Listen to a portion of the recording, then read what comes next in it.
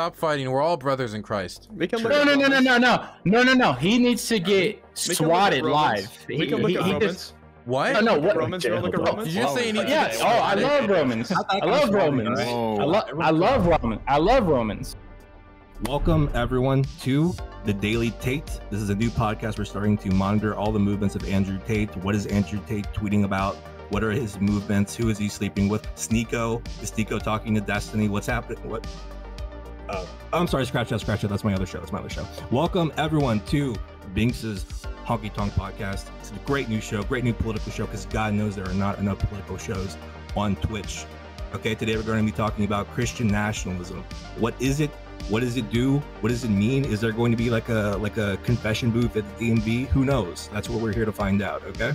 I have a great, wonderful, beautiful panel of people that I have invited who have graciously accepted, and we're going to go and do quick intros real quick. Everyone, please shout yourself out and say where people can find you.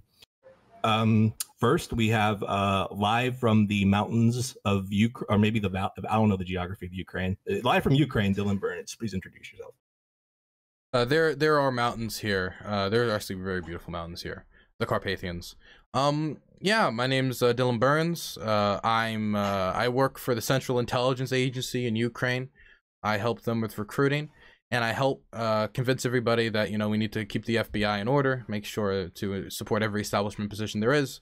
You can find me at twitch.tv/Hasanabi or centralintelligenceagency.org. Any of that works. And by the way, Dylan, how has post Hippy Dippy Life treated you? I've heard an article of a man wandering the streets of Ukraine asking if they needed a moderator to debate about Hassan's house. Can you confirm? Yeah. Honestly, I'm happy to be done with it for now. You know, Hippy Dippy was like a big part of my online content creation, but I'm more interested in doing a lot more like deeper analysis of political issues than hosting other people's conversations. I just released a longer video on the Russian economy that I'm really proud of, and I get a lot more fulfillment out of the work I'm doing here than I ever got from hosting debates. Not that I never had fun from it. It was fun. I just didn't get fulfillment from it. I don't believe work should just be fun. I think you should get something deeper from work. And it's also more challenging, and I enjoy that as well. And so I also don't have to manage a lot of morons every week, which is lovely. Well, I'm doing a video about the new Goku skin in Fortnite, but you don't see me bragging about it. Next up, we have Looter. You know, Looter, people say, you know, God, I hate that guy. He's bad faith, awful. Why can't he just have like one goddamn good argument? Just one time, please. Just one time. But that's what people say. I love him. One of my best friends on Twitch.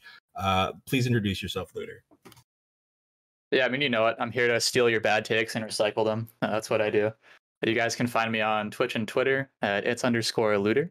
I just want to wish Pedro the best of luck on this panel, man. It's unfortunate that Binks had to host a panel that's 5 leftists and 1 conservative.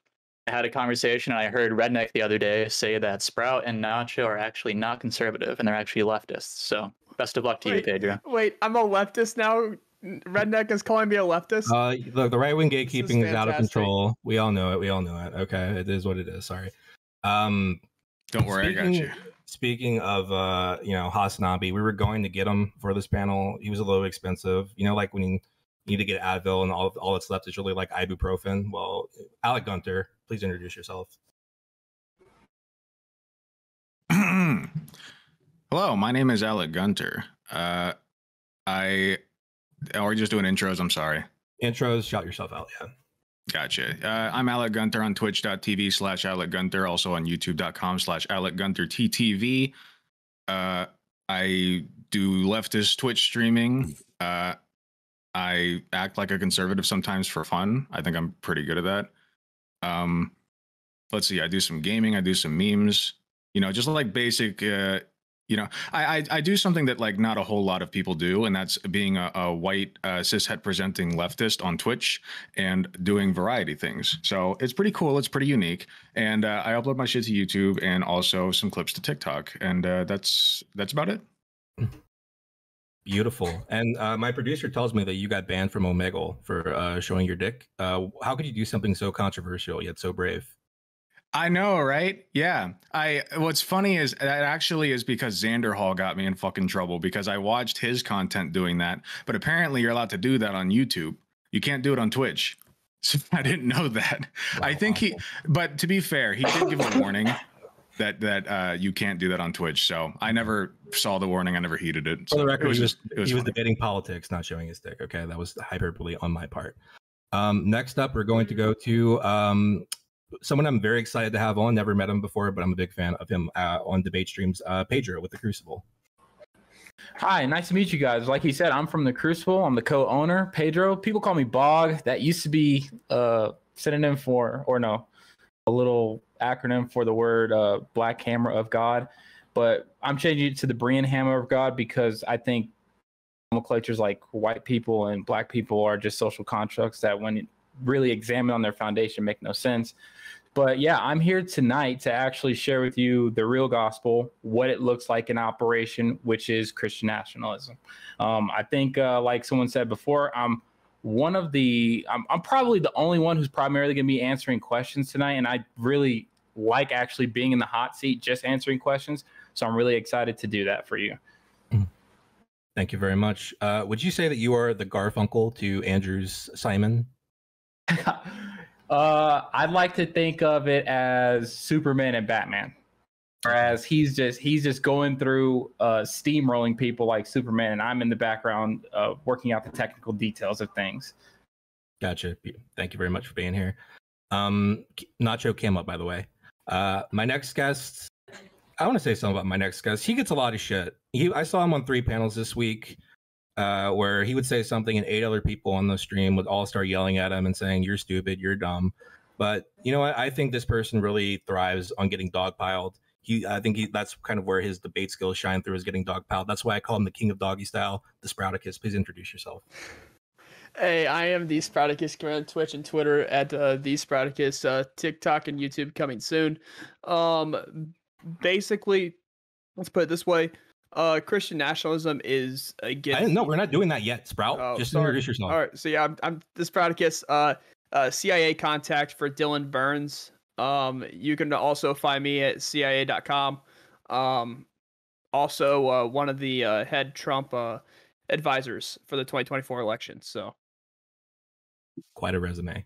Thank you. And finally, this is an OG Twitch politics streamer who hasn't been around to take care of his family, but I told him to do this because I am a bad influence. American Nacho, how's it going? Hey, what's up? Sorry, I was still working out some technical difficulties, so I'm late. My camera should pop up soon, maybe. It's definitely not the CIA's fault. Oh, there we go. There he is. There's Destiny. Okay. Right on time, baby. All right. Beautiful. Okay, yeah, sorry, introduce yourself, I guess. Yeah, I'm American Nacho. I'm like Bing said, I'm having a baby, a beautiful baby boy that will be born in November. Not you, your wife. No stolen valor. No, me. Oh, okay. Did you just assume my gender, Binks? Oh, I thought I knew it. Yeah. Okay. Yeah, my wife's gonna have a baby in November. It's gonna be awesome. I'm gonna be a father. And it's epic. So I'm excited about that. And so yeah, Twitch can go fuck itself for now because there's more important things in life. Yeah, I play video games. I started trying to come back, so maybe you'll see me like once a week. I think I'm trying to do like a Saturday or Sunday stream a week. And we're just gonna play video games and chill. Like Bink said, he's a bad influence, so he made me do this tonight. So I am being held against my will. Very cool, very swag. Thank you all for being here. I really appreciate it. The topic tonight, as already mentioned, is going to be Christian nationalism.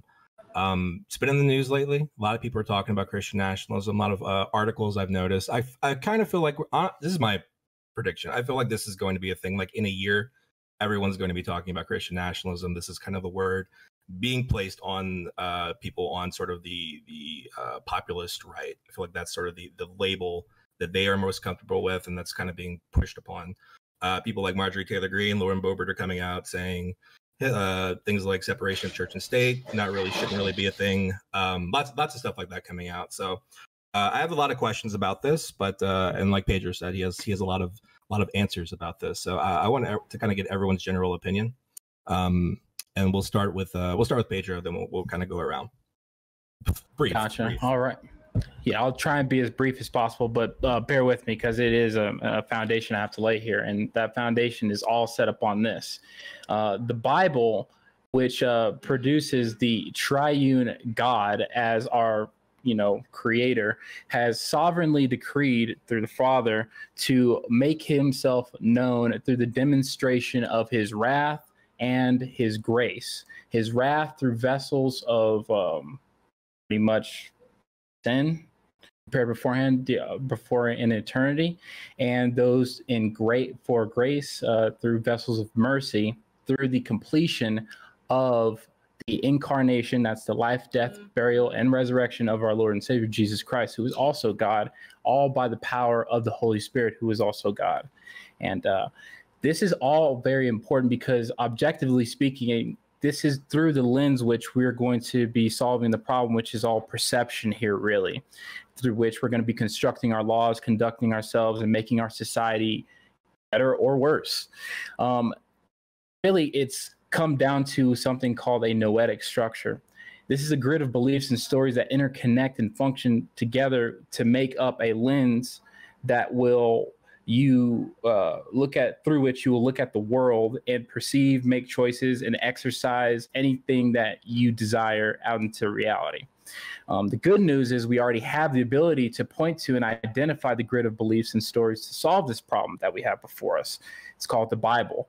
It's because on an epistemological level, it comes from God, which is a starting point from which we can lay an objective foundation for which we get all of our morals. And we know this record is objective and inherent because it's ontologically his very breath. All this is packed neatly together in the Bible. They are called really separately the scriptures. This is objective beliefs and stories that are the solution to the problem we have here at hand. And concerning Christian nationalism specifically, really, it's nothing special. It's not a revolution. I'm not calling for like some communist to overthrow our government. I'm simply asking any Christian out here who is listening to me and hearing this message or already knows God's word to just be active within the political sphere. Because you see, everything that our forefathers have laid down, the founders of this nation, have given us every weapon we needed.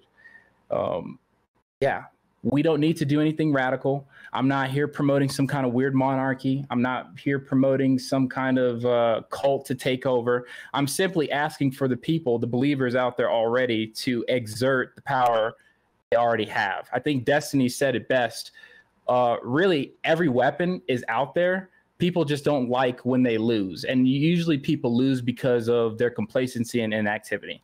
Christian nationalism is pretty much just acting out your Christian beliefs in the political sphere and therefore in the ballot box.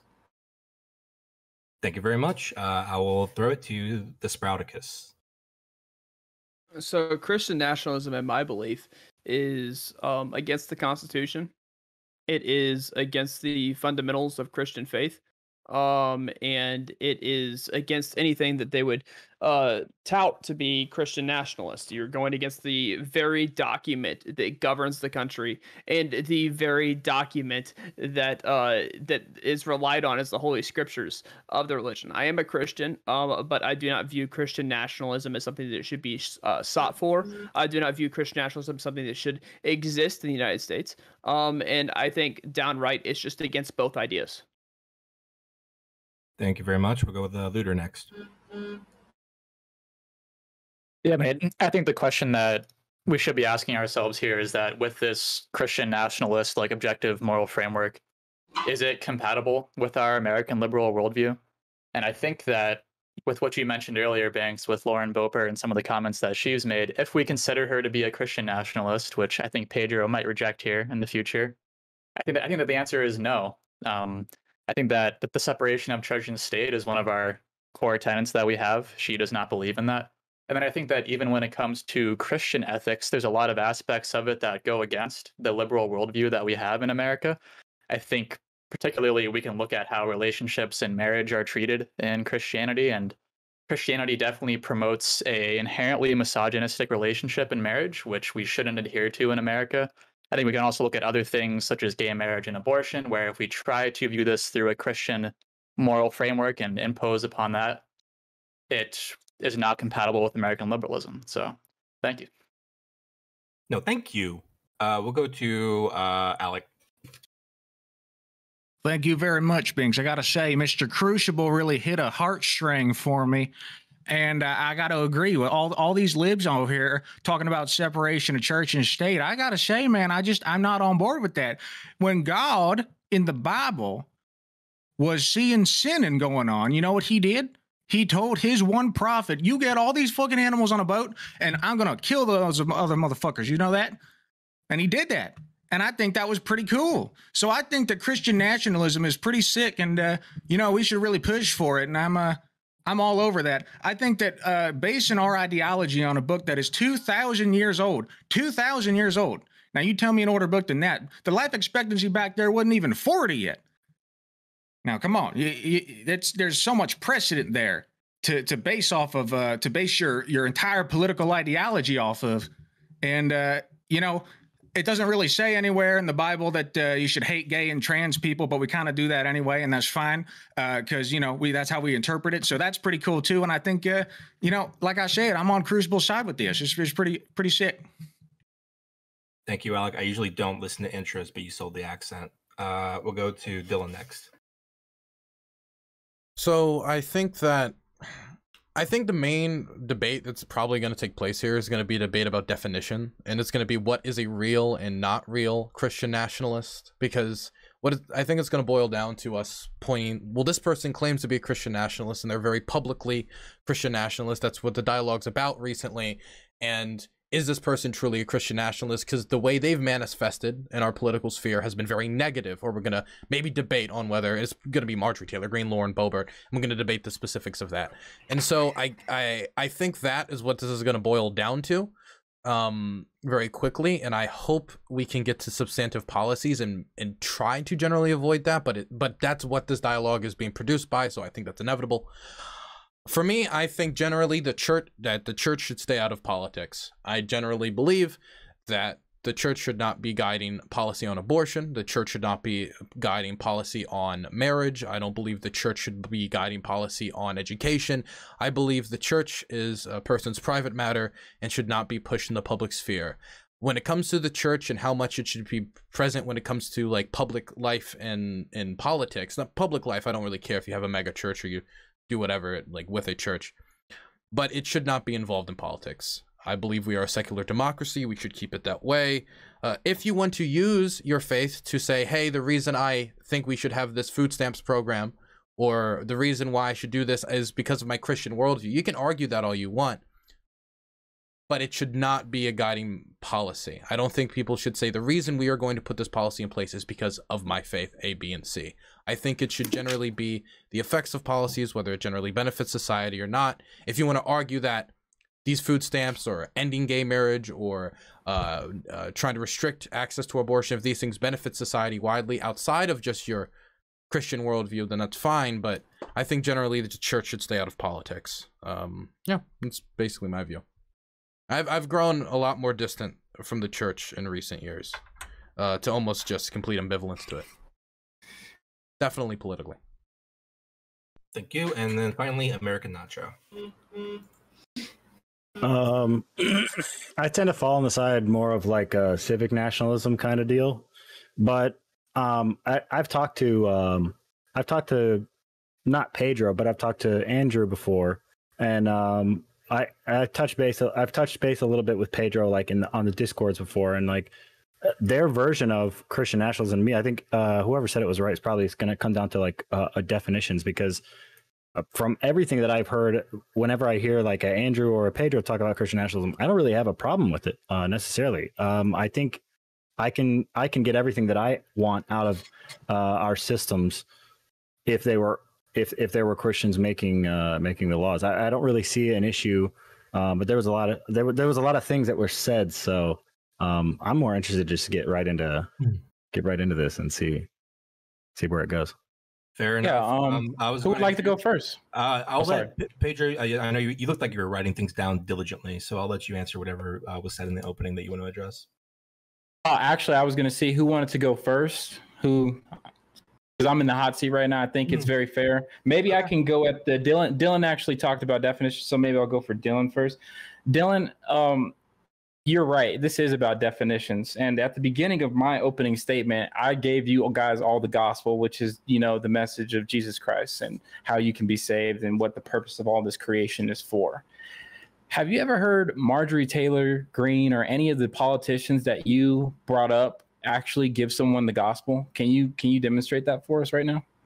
Like, can I find if Marjorie Taylor Greene has ever quoted the Bible while talking about her politics? I could probably find that.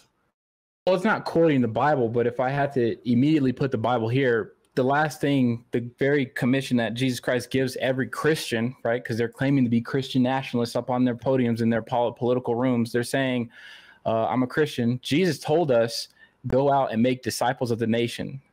And that is entailed with delivering people the gospel. So I think a very key thing to do is to actually produce some kind of dialogue where you see these politicians who claim to be Christians giving someone the gospel and calling them the Christ.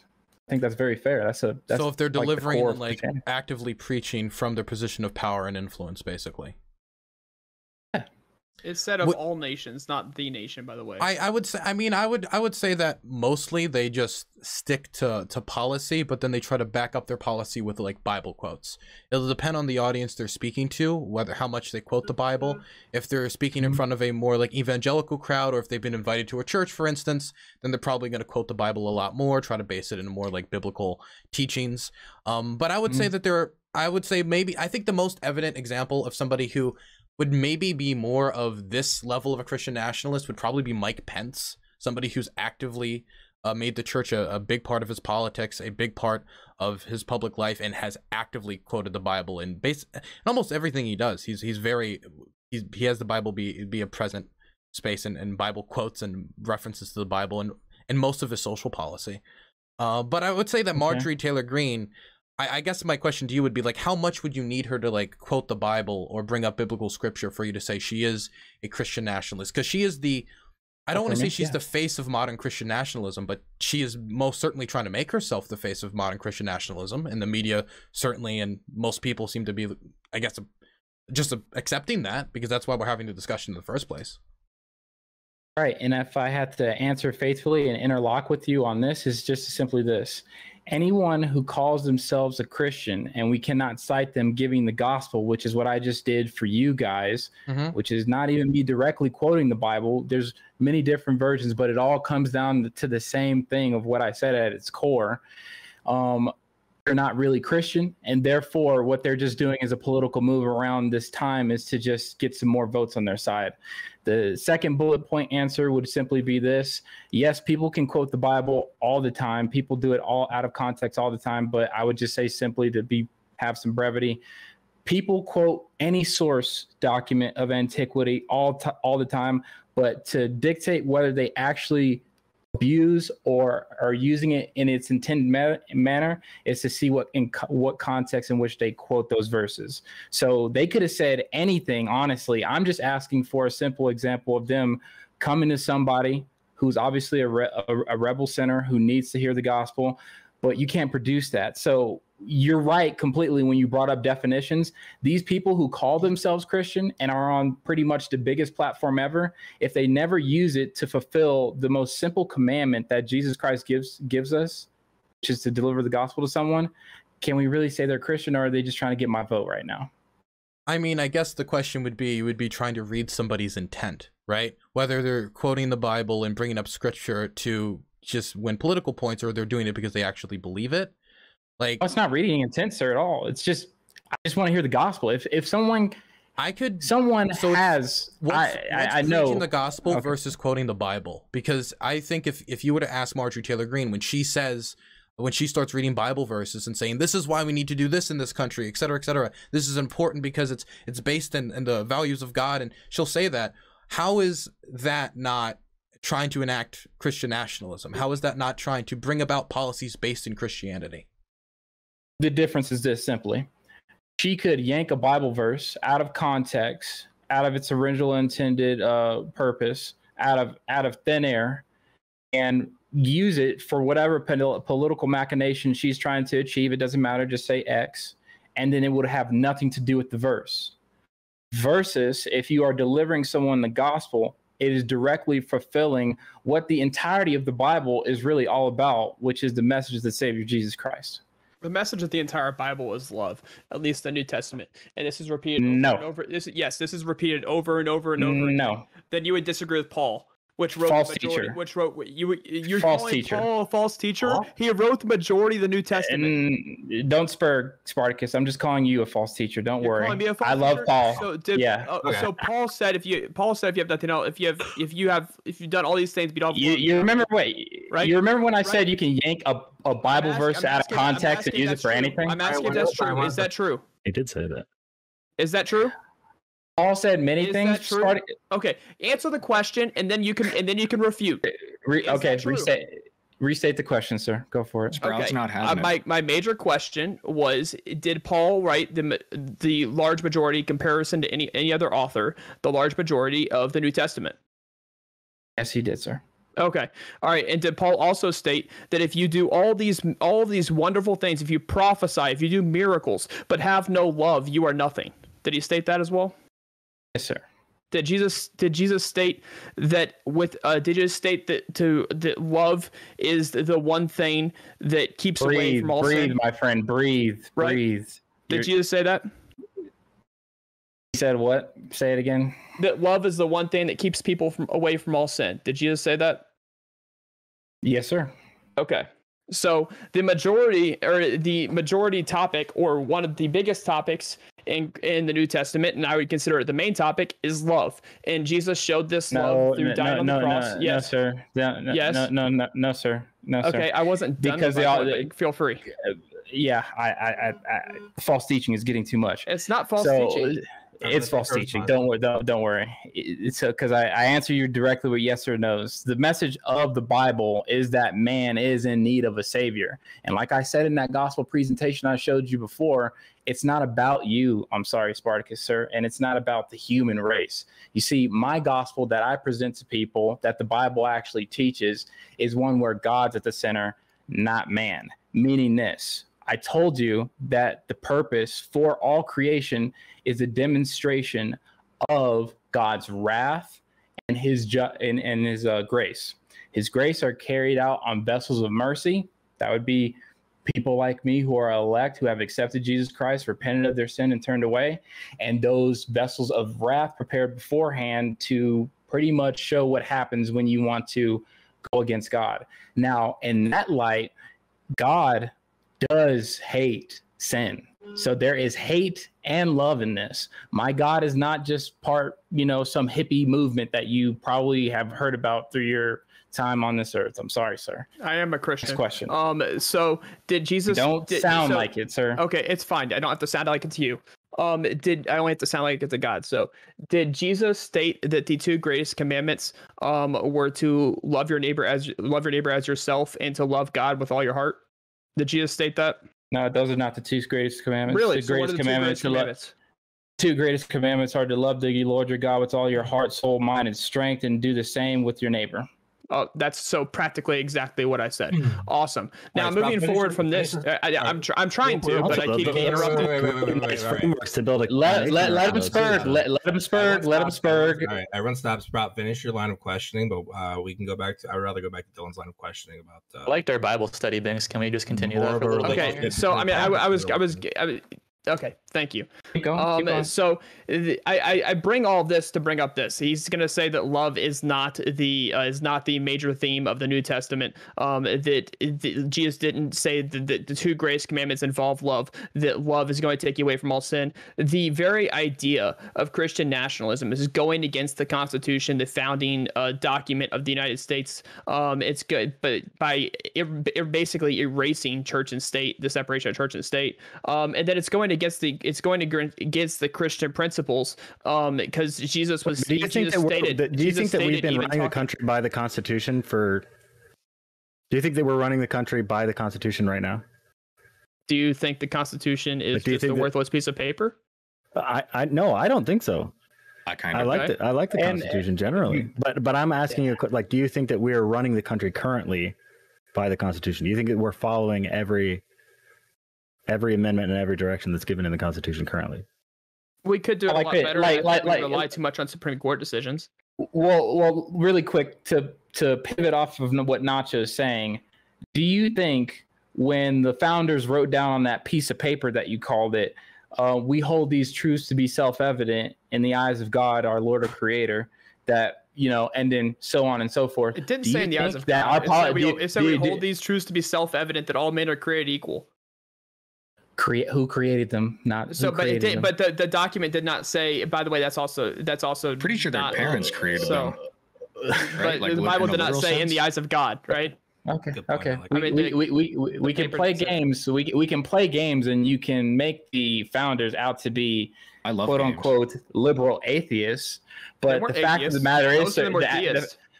well, the fact of the matter is, sir, the who construction are the of people- that who are the document people that was support made them, through though? a biblical lens, and what Nacho's getting at right now is no. I This have a country question. is not anywhere on the rails of where the founders originally intended it to be. Can I still worship the Dark Lord Cthulhu under Christian nationalism? Is that allowed? Okay, can I go back to my line of questioning? Can I answer that? Okay. Can Imagine I, not no, having no. Can I? anything to Can I say. answer? Can I answer that? You Can I answer yes, that? please You do. can answer it briefly because I think it was a meme question, but I'll allow it, Pedro, and then we'll go to Dylan. Yeah, I'll interact seriously. So under Christian nationalism, yes, you can be compelled and enslaved to your sin and bury the truth in unrighteousness all you want. What Dylan was correct about in the offset in the beginning is how you define Christian nationalism. And what Spartacus here is he's totally glossed over his eyes of how I defined it and how it operates in real time. And he's fighting now this straw man of these people who say they're Christian, but we can't even see them presenting the gospel to even one time in their seats of power. He's saying these people are the persons actually I've defining. taught several times. Continue, go. Listen, Continue. I'm as- excited. As long as I Yeah. can keep my 8-inch It tentacle was dildo, we're referencing good. Marjorie Taylor Greene. We'll go to Dylan. Go to Dylan. Okay, so Yeah. you talked about because it seems that you agree that the likelihood that Marjorie Taylor Greene or Lauren Boebert or any of these Mike Pence, any of these politicians have quoted the Bible. They absolutely have. So, I just dropped a can. They absolutely have. Can you demonstrate that? Can I demonstrate that one of these three politicians have quoted the Bible during their time in politics?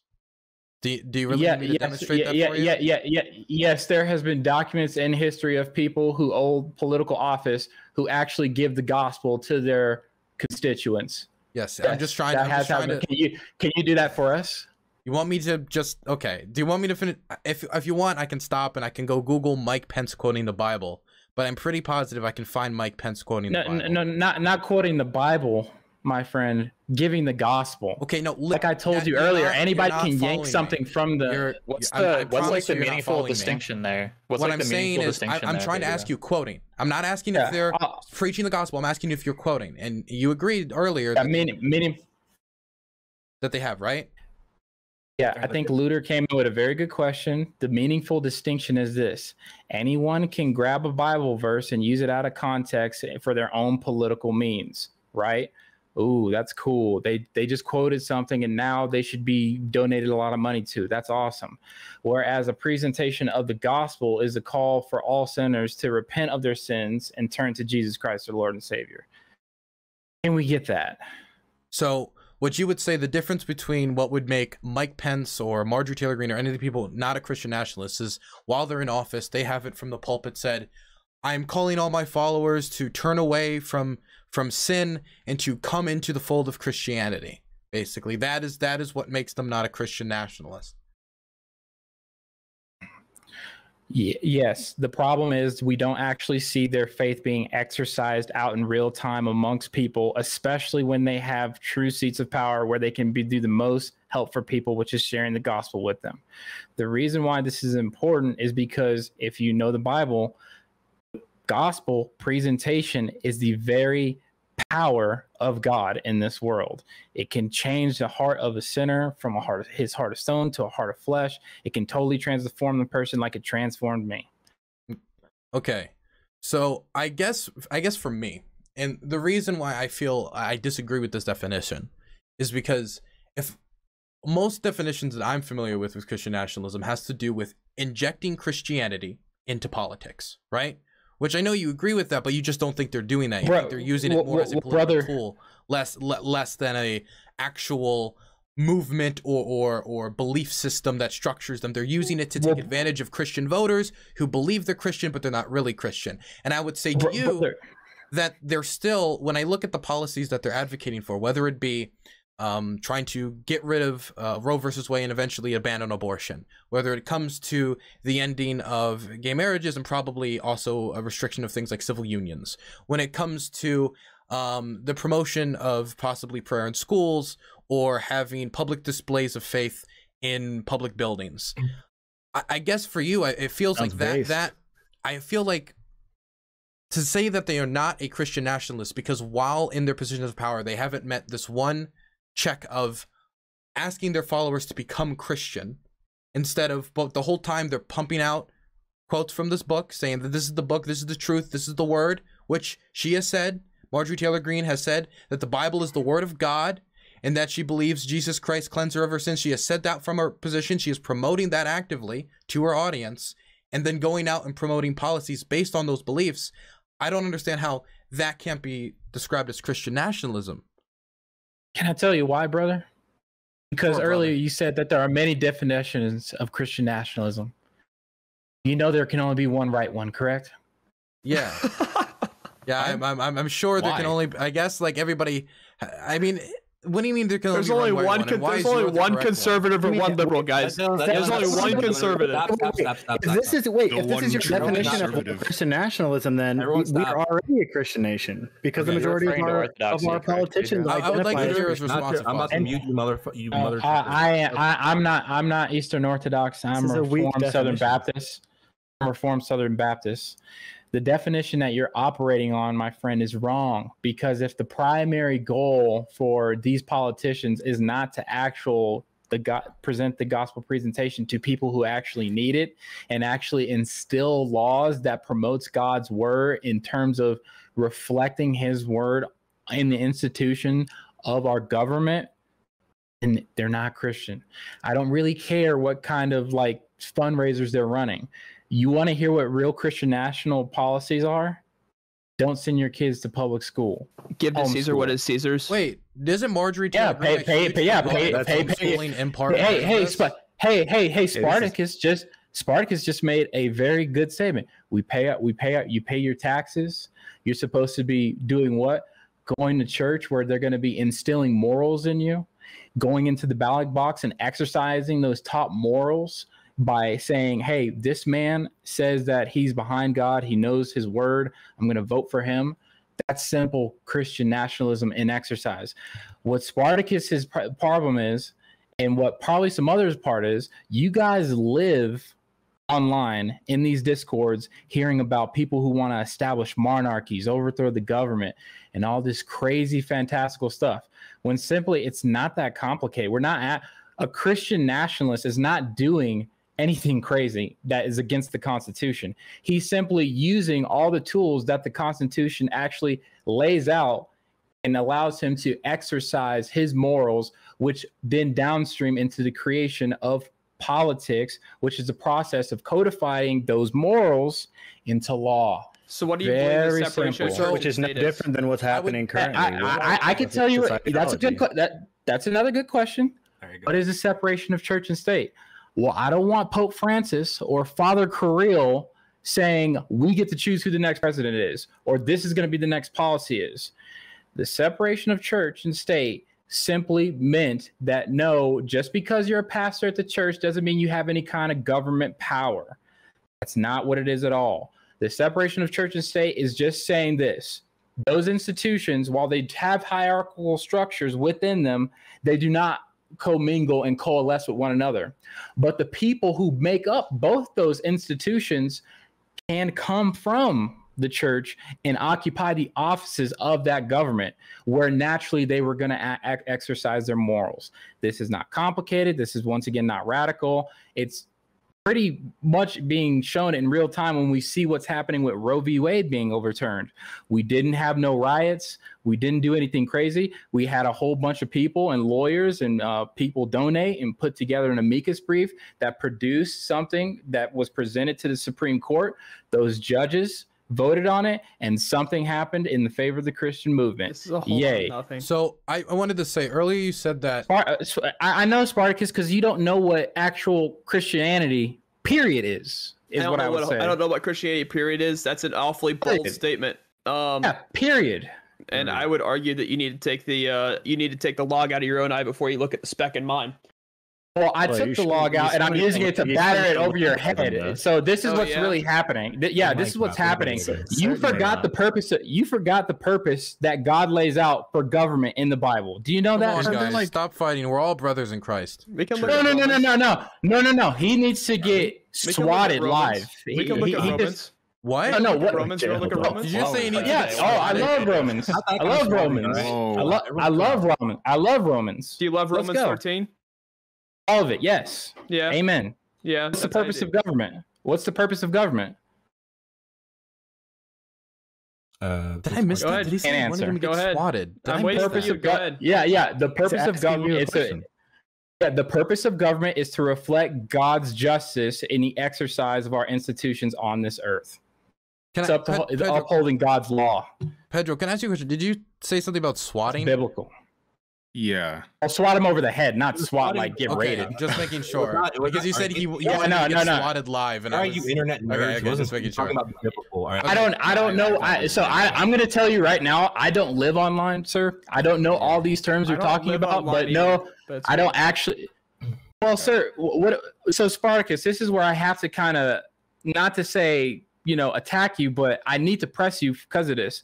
You think that Christians should not occupy offices in our government and didn't exercise their morals?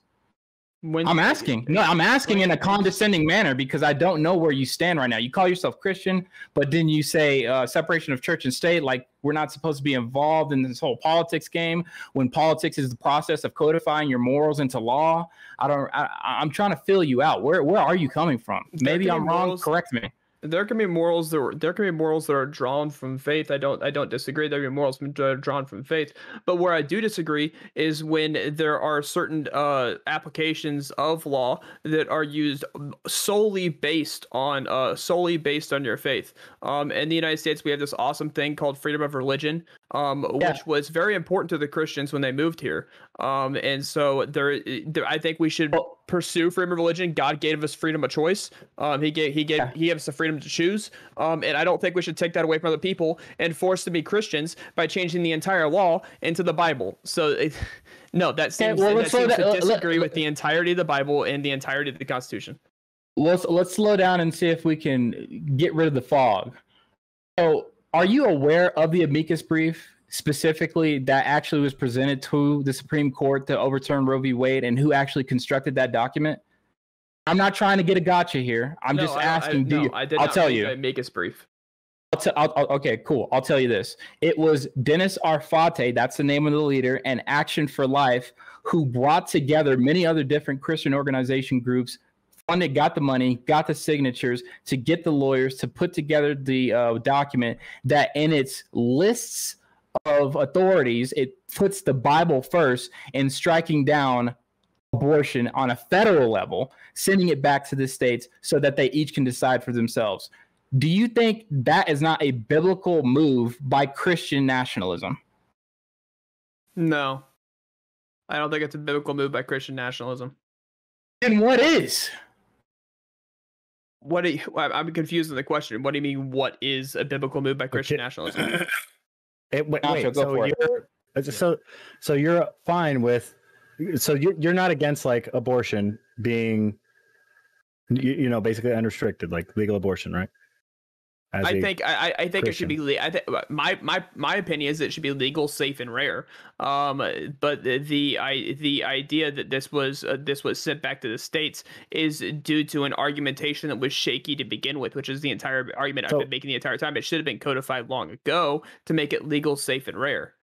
So, but the Bible, it says that all life is sacred, right? Yes. That human life, especially. Yes.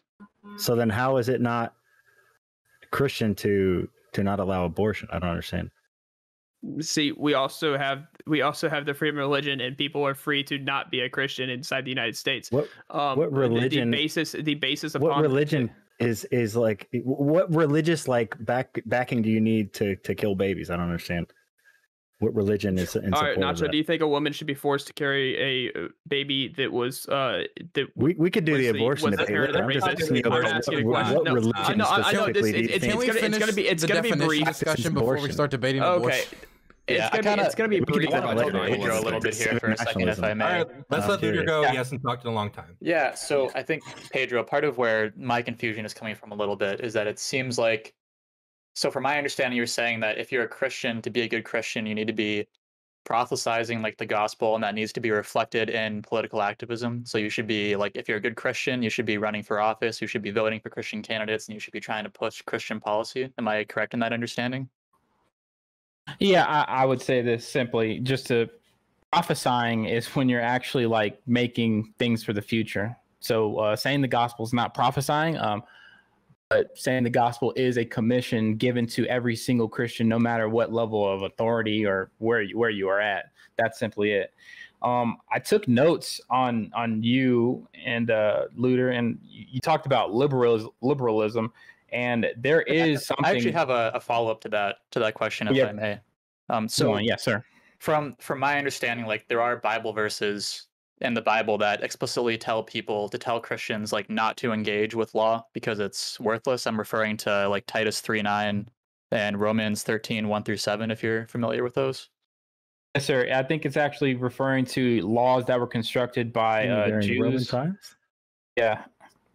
But those are laws by Jews that were supposed to be thwarting people from actually hearing the gospel. So that's what he was talking about there. Concerning actual law, our laws are very simple, and our exercise in Christian nationalism is even simpler.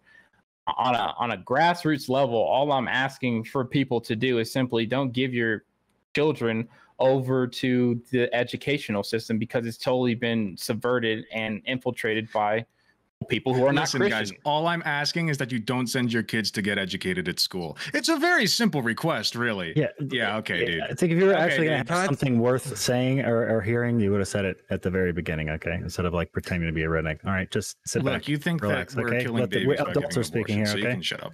Well, you are killing babies. I won't engage. No rabbit hole, but keep going. To Romans 13, Pedro. I know you had one. Yes, I do. Because from my understanding, it's saying that like all states and all authority comes from God, and that to resist that is like going against God's word, and that you'll be stricken for that. Oh, correct. That is said there. And what I'm saying is this: we're not trying to cause a rebellion within the government. We're trying to interact with the tools that have naturally been laid down by the institution and use it to get our policies put through. So I believe this. Yes, there is a time where abortion was legal, and that evil was deserving to be brought upon this nation, because the Christians said, I don't need to vote, I can just chill, it's not my job, my morals don't really matter if they come into codification in the government. I would say that. So I'm not asking anyone to actually subvert any of the laws in our government. I'm merely saying, hey, there's a law there that's unbiblical. There's a process that is laid out by the government to get it revoked. Use that process. Roe v. Wade demonstrates that. So I'm not asking for a rebellion or the restructuring of our government to some weird monarchy or anything crazy like that. All right, that's fair. Yeah, I think you're I asking very understand simple things like not sending kids to get educated. It's pretty reasonable. Well, so can I deafen? Do you guys mind if I just deafen him? Do you guys mind if I just deafen him? Are you canceling me? No, there's just nothing. You're just not saying anything worth even like notating. I don't know why the fuck you're here. Yeah, you just said don't send kids to school. I would. Okay, Nacho. So shut the fuck up. Okay, Nacho. I'll try and actually interact with the troll seriously. I'll interact seriously with the troll. Okay, so way more productive conversation if we know go that, on. right? Like you don't sound like a serious person. Stop. Yeah. Okay, stop. I'm gonna bring us back on track. We'll flutter past whatever Alex said. I didn't even hear what he said. Let's try to put it back on track, and I'll ask Pedro this because at the beginning when he was interacting with Dylan, he said that he hasn't seen people like Marjorie Taylor Greene and Laura Boebert give examples where they were actually enacting an authentic Christian nationalism. So my question, what is your perception of that movement that seems to be gaining a lot of traction among the right? And what do you think its relationship with I guess. Why are we doing this? Why is, I mean, this has become the Pedro show, and anyone who has nuanced takes Wait, is that able to get to the nuance. Is this I don't know why Pedro's the only one here who's defending Christian Is this fucking nationalism. Spartacus panel or is this a Binks Just panel? I'm pretty sure the host just asked somebody a question. Yeah. And Yeah, it was a I'm good asking question, why. too. Yeah, so it's just fucking pipe down in the back, okay? I'll ask you a asking question. why. I'll ask you a Why. question next, Sprout. Okay, I'll ask you a nice. All right, ask me a question next, then. I appreciate I it. would like Pedro to respond though.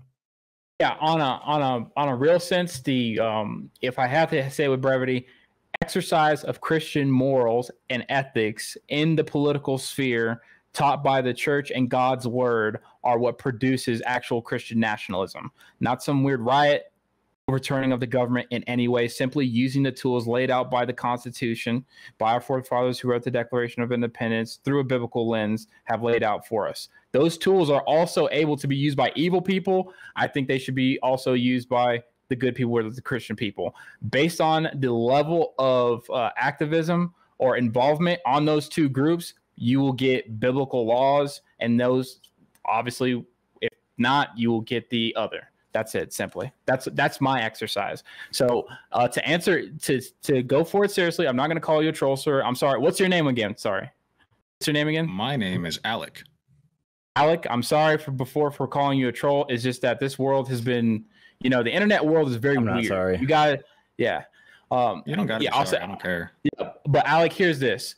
To answer it simply, I'm not saying you just don't give your children education. There are plenty of homeschool groups within your own neighborhood. I put my life on it, that are around, that are willing to come with you and your wife, with your child, and form a curriculum.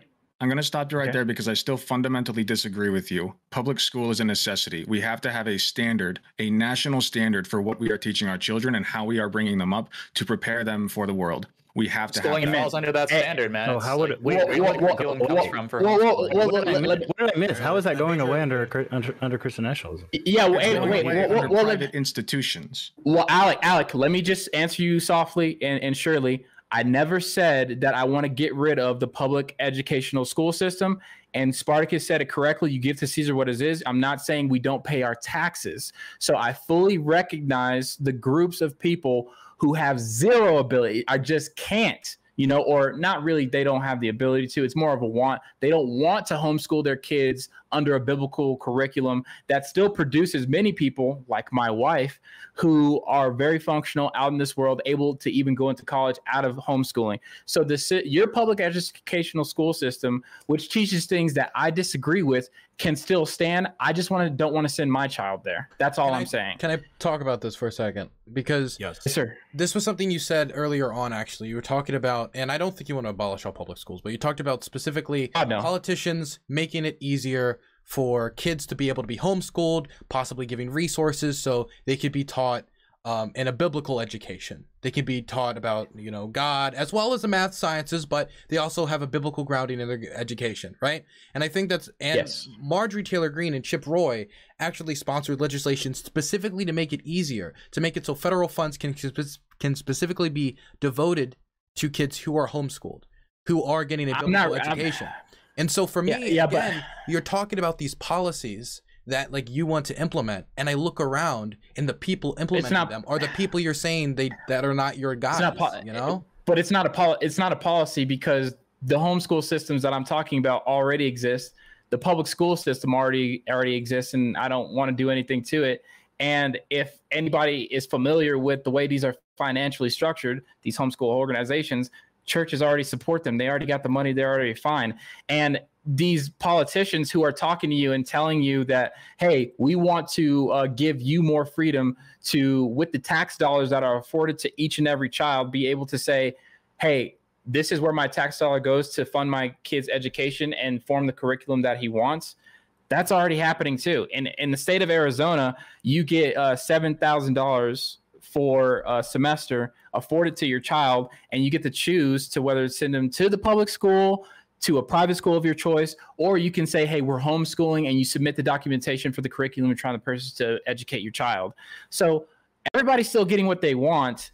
The real thing I think that's happening here is, and this is where I put on my little tinfoil hat, is educational system is an indoctrination. indoctrination system. Your guys' ideology, your worldview won't exist any longer. What are they teaching in schools? If in point of fact, I don't give you any more of my children because you guys aren't having children, you praise on aborting your own children, so you murder them in the womb, so they don't even exist, and my child's at home. So what's really going to happen here in the future is what I see is this is my tinfoil hat prediction.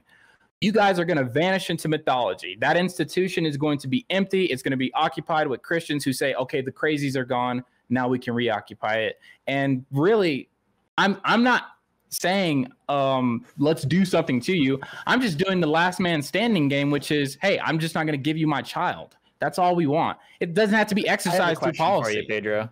See, that's where the trans agenda comes in and saves the day for the left. You got to wait for that to come. Yeah. But the thing Pedro, is, when it comes for you, again, I guess for me, then if anything, Marjorie Taylor Greene goes further than you do here, where she's actually trying to make it even easier and get more funding allocated for homeschooling. She's going further than you would on the homeschooling route.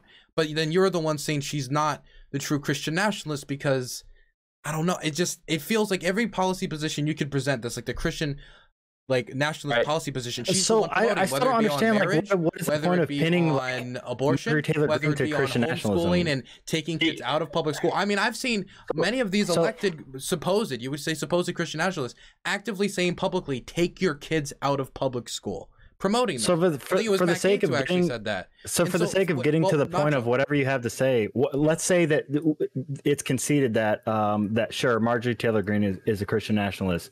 Okay, then what? Well, we're having a definitional debate before we move forward. We have to specifically conclude, to the what is a Christian nationalist and moving forward definitionally. But if we could just move past that and just talk about whether it's a good way to run society, if we want to. I'm more interested in exploring his worldview, to be honest, than debating over a definition of his MGT. I'm just curious as to how this plays into where we go next. Let's say. I'd rather give Pedro a break and let's let Nacho finish. Okay, so I guess going from there, I didn't mean to cut you off. I knew you were asking Pedro. Now that he can answer, but I'm just curious. I thought you were asking me to go there. I'll take a note. I'll ask it again after. I have a question for you, Pedro. Actually, so you mentioned that you consider public schooling to be indoctrination. I'm just kind of curious, what is a meaningful distinction between public schools being considered indoctrination and somebody who wants to homeschool their kid and raise them under this Christian worldview where they're teaching them the Bible? Why do you not consider that to be indoctrination, but public schools to be indoctrination? Or would you consider it indoctrination? I would say I would concede at what you're getting at, which indoctrination sounds like a, very harsh word. I would say this: we all have our biases, right? Irrefutably, that bias will come through into the curriculum and to the morals that you will instill my child with. So actually, there is no difference. You can call them both indoctrination centers. I don't really mind. I just don't want my child to be indoctrinated with the ideology that promotes. I'm not trying to rabbit hole, but you see on TikTok and stuff and what the teachers are saying and all this kind of weird stuff that they want to promote to the kids and all this stuff. I'd rather be teaching them a biblical worldview. That's what I would say about that. Yeah. So I would concede that indoctrination in terms of curriculum, what makes your curriculum not indoctrinating, I would say no.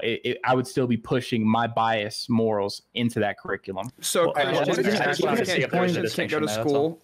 Even if we point backwards in history and we can look at how our public schools were operating and where we were at as far as rating us versus other nations in education, we were a lot more intelligent. We were keeping pace with the rest of the world at a much higher level than we are now. And basically all the Christians and Republicans essentially have stepped away from even bothering with public education, at least on the federal level, definitely for the past 50 years plus. So we can already point to the education system as a problem and say that it's already failing us, regardless of whether or not you believe that we should be praying in school or not. We're failing under an atheist or a more democratic, liberal, or libertarian operation anyways. So I would get Pedro, some responses to that if possible. Yeah. Okay. Sir. I was a little bit curious what you meant by things they're teaching in school that you don't agree with. Just a little curious. What don't you agree with? Sharing of their romantic life. Oh, so like, before we jump into that, can I give two responses? Because I know where this is going. I just want to give two responses. The first response no. But Dylan, I want to say really quickly, whether it's a straight or non-straight romantic lifestyle, I don't want it, period, presented to the children. So see, when I grew up in husband. Okay. When I grew up in school, I never had any of the conversations that you guys are having in schools now. I wasn't going to ask about that. I was going to ask Bible has those very same conversations. I assumed that was your position, but I wanted to ask about something else. So the first thing I wanted to respond to Nacho when he said we're failing under the liberal or democratic system of education. Just because our system isn't perfect when it comes to our educational system, it has a lot of flaws, and I think we all agree it has flaws. You just disagree on the solution, obviously. Doesn't mean that the solution that you're promising as an alternative could necessarily produce a better outcome. In fact, it could be possible, could actually produce a worse outcome. It has in the past. For example, we were like 90% Christian nation at the time when our education was at its peak. But how do you know that 90% education rate? Wait, what do you mean by education was at its peak? What do you mean by that? Like compared to other like nations, when we're comparing ourselves to other nations, like we do all the time, and we come out with these polls and we say like, oh well, nobody knows shit. Like we have TV shows to make fun of how fucking. As far as I know, it's more that we stagnated more than we declined, right? So I mean, sure, we're a first world nation and we're still dominating in that regard, and we have the biggest military on the planet. So we're still rich enough. Is there any nation on the planet that has this more like we're being surpassed like by religious-based education that is smashing it in the tech sector and the modern science sector, like? Because all the ones that are doing the best in science and literacy rates and education rates and like higher education are the more secular societies with secular education systems. And the ones that are the most religiously devout societies usually have lower literacy rates on average. Well, sir, I think I can subvert the whole thing for you. Christian nationalism isn't about focusing on the consequences. It's about adhering to the deontological morals and ethics prescribed through the Bible. God, I don't care. I don't care what you say. You're never going to get me to capitulate to drag queen story time being something that needs to be in our curriculum. It doesn't need to be there. I was responding to Nacho because Nacho was saying that this religious system of education is more effective, and I was trying to just say I don't think that's the case. So whether or not you disagree with the morals of it, I'm talking about outcomes with Nacho right now. I understand that doesn't matter to you, but I think it matters to Nacho, and that's why I'm talking to him. But I have a question for you as well, if I could just say that quick. You said that you think that like like eventually with all this homeschooling and all this stuff that's happening, like us, we're stopping our breeding processes, we're like being gay and stuff now, and eventually we're gonna be so gay and we're gonna be so abortion-y that we're gonna not have as many kids, and you guys are gonna, the Mormons and you guys are probably gonna take over because you're having kids and you're being righteous. And my question to you would be, why is it that church membership, like church attendance in the United States, is at the lowest point it's ever been in history, and it's continuing to decline even throughout evangelical revivals? I mean, the highest it went back to during the evangelical revival was 70%. Now it's at 47%. What is it? What are you citing from that, though? Pew Research. Is that like how recent, like from the last couple of years, or is it like 2020 is 47%. During the pandemic? Well, I would just say this, the reason why that's happening. So it was 50%, then it was 47%. So it dropped 3%. So it wasn't. It's an indication of a larger. It's only a drop of 3%. Wait, well, let me read you the data then. I'll read you the data so you know that I'm not cherry picking. Or you can shoot it to me. Year 2000. Well, let me wait. You accused me of cherry picking, so I want to make sure. Or you said I could be cherry picking. All right. So let me read the data. I don't want to cut off. The year. Pedro was trying to respond to your question, so if you want to shoot it to me, I'll look at it real quick too. Whatever you want to do. I can do it, but let me just read for the people who are watching then, because there's the cherry picking thing. The year 2000, it was 70%. 2005, it was 64. 2010, it was 61. 2015, 57. Then it was 55. Then it was 50, and then pandemic 47. But it's a downward trend. It's declining. It's not. There's not like this huge explosion in religious attendance. So then my question is, why do you think you guys are going to take over if the trend seems to indicate that church attendance is dropping? Because these are the fake Christians too. A lot of people call themselves Christian like me, but they're fake Christians like me. And so that they're not true Christians like you. So the true Christian seems to be fading. Yeah, the simple answer is this, and to interlock with it faithfully, it's just like a last man standing game. If you promote in a time where the birth rate is at its lowest and still declining, that abortion should be performed rampantly and at will, the group that promotes that will naturally just fade away. The group that says, no, I'm going to take responsibility no matter the circumstances for the life of this child, and keeps that child in an institution that says be fruitful and multiply, they will naturally, just through sheer numbers, overtake. I think it is hyperbole I was using earlier. You won't vanish, right? Your ideology won't vanish. It will just have dramatically less support in the years to come. I guess for me, one last thing before other people, because I'll let go, because I know everybody wants to talk about other things. I guess for me is the other societies like Sweden or Nordic countries, a lot of European countries, which have a lot closer to abortion on demand, which have moved towards that, as they have made that more accessible, and the liberals take advantage of it, and the really conservative types in these countries don't. That hasn't reversed church attendance rates in these countries. Their church attendance rates are still going down. It seems to be that there seems to be a correlation between high levels of education in these countries and lower levels of religiosity, and that seems to be true across the board, across all societies almost. I think the one society where that it's kind of unfair. It's not surprising when atheism and Marxism and all that are being pushed in every single university. Yeah, and it's kind of unfair to say that to us, where in the last 2 to 3, it's true. And it's kind of unfair to say that in a Marxism. And it's kind of unfair to say that in a time zone where for the last 2 to 3 years, places like Canada has been chaining up and locking up churches and not allowing people to actually go to church and locking them up in their rooms. I mean, this was true in so it's not really a fair time to actually say, hey, where's church attendance? Church attendance has been plummeting for 50 years, and it will continue to plummet. Can you send me that? Can I get that? Nacho, shut up. Dylan, respond. The thing for me is, yeah, you can say that Marxism is being promoted in these institutions and atheism is being promoted in these institutions. But you can use whatever justification, whether it was Marx or Charles Darwin that's causing this. These societies, which are having abortion more freely accessible, much more accessible than they are in the United States, are continuing to see church attendance go down as the liberals of those societies make use of abortion. And so that's why I don't understand, because it's not just I'm looking at America, I'm looking worldwide. Is there any society which has made abortion more and more accessible, and that has led to a revival of religiosity because they just aborted all the liberals, or they aborted most of them or a lot of them to a significant degree? Well, on a national and worldwide scale, there are a lot of Christians who, such as China, where I've actually had the privilege of sneaking Bibles into because they don't actually allow Christians to practice their faith. They don't get to attend a church. So on a worldwide basis, there are many places where we are still being persecuted to this day in that form. So on a worldwide basis, church attendance means nothing. May I finish?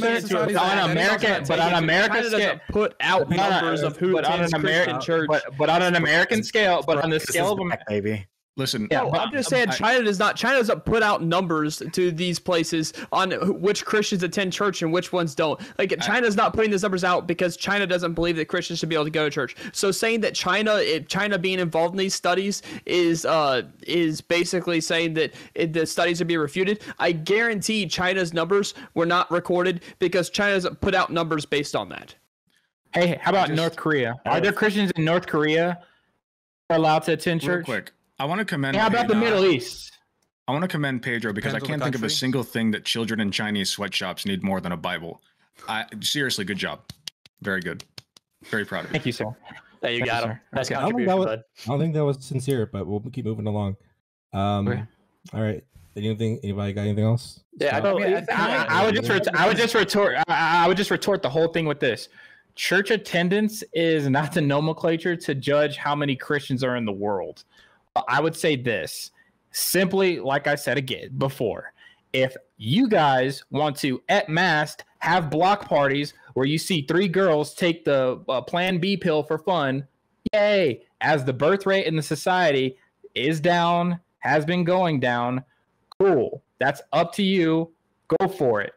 But what's going to happen is the people, us, who honor the womb, because we know that's where God makes life, say, I'm going to keep the child, and I'm also going to be fruitful and have even more children.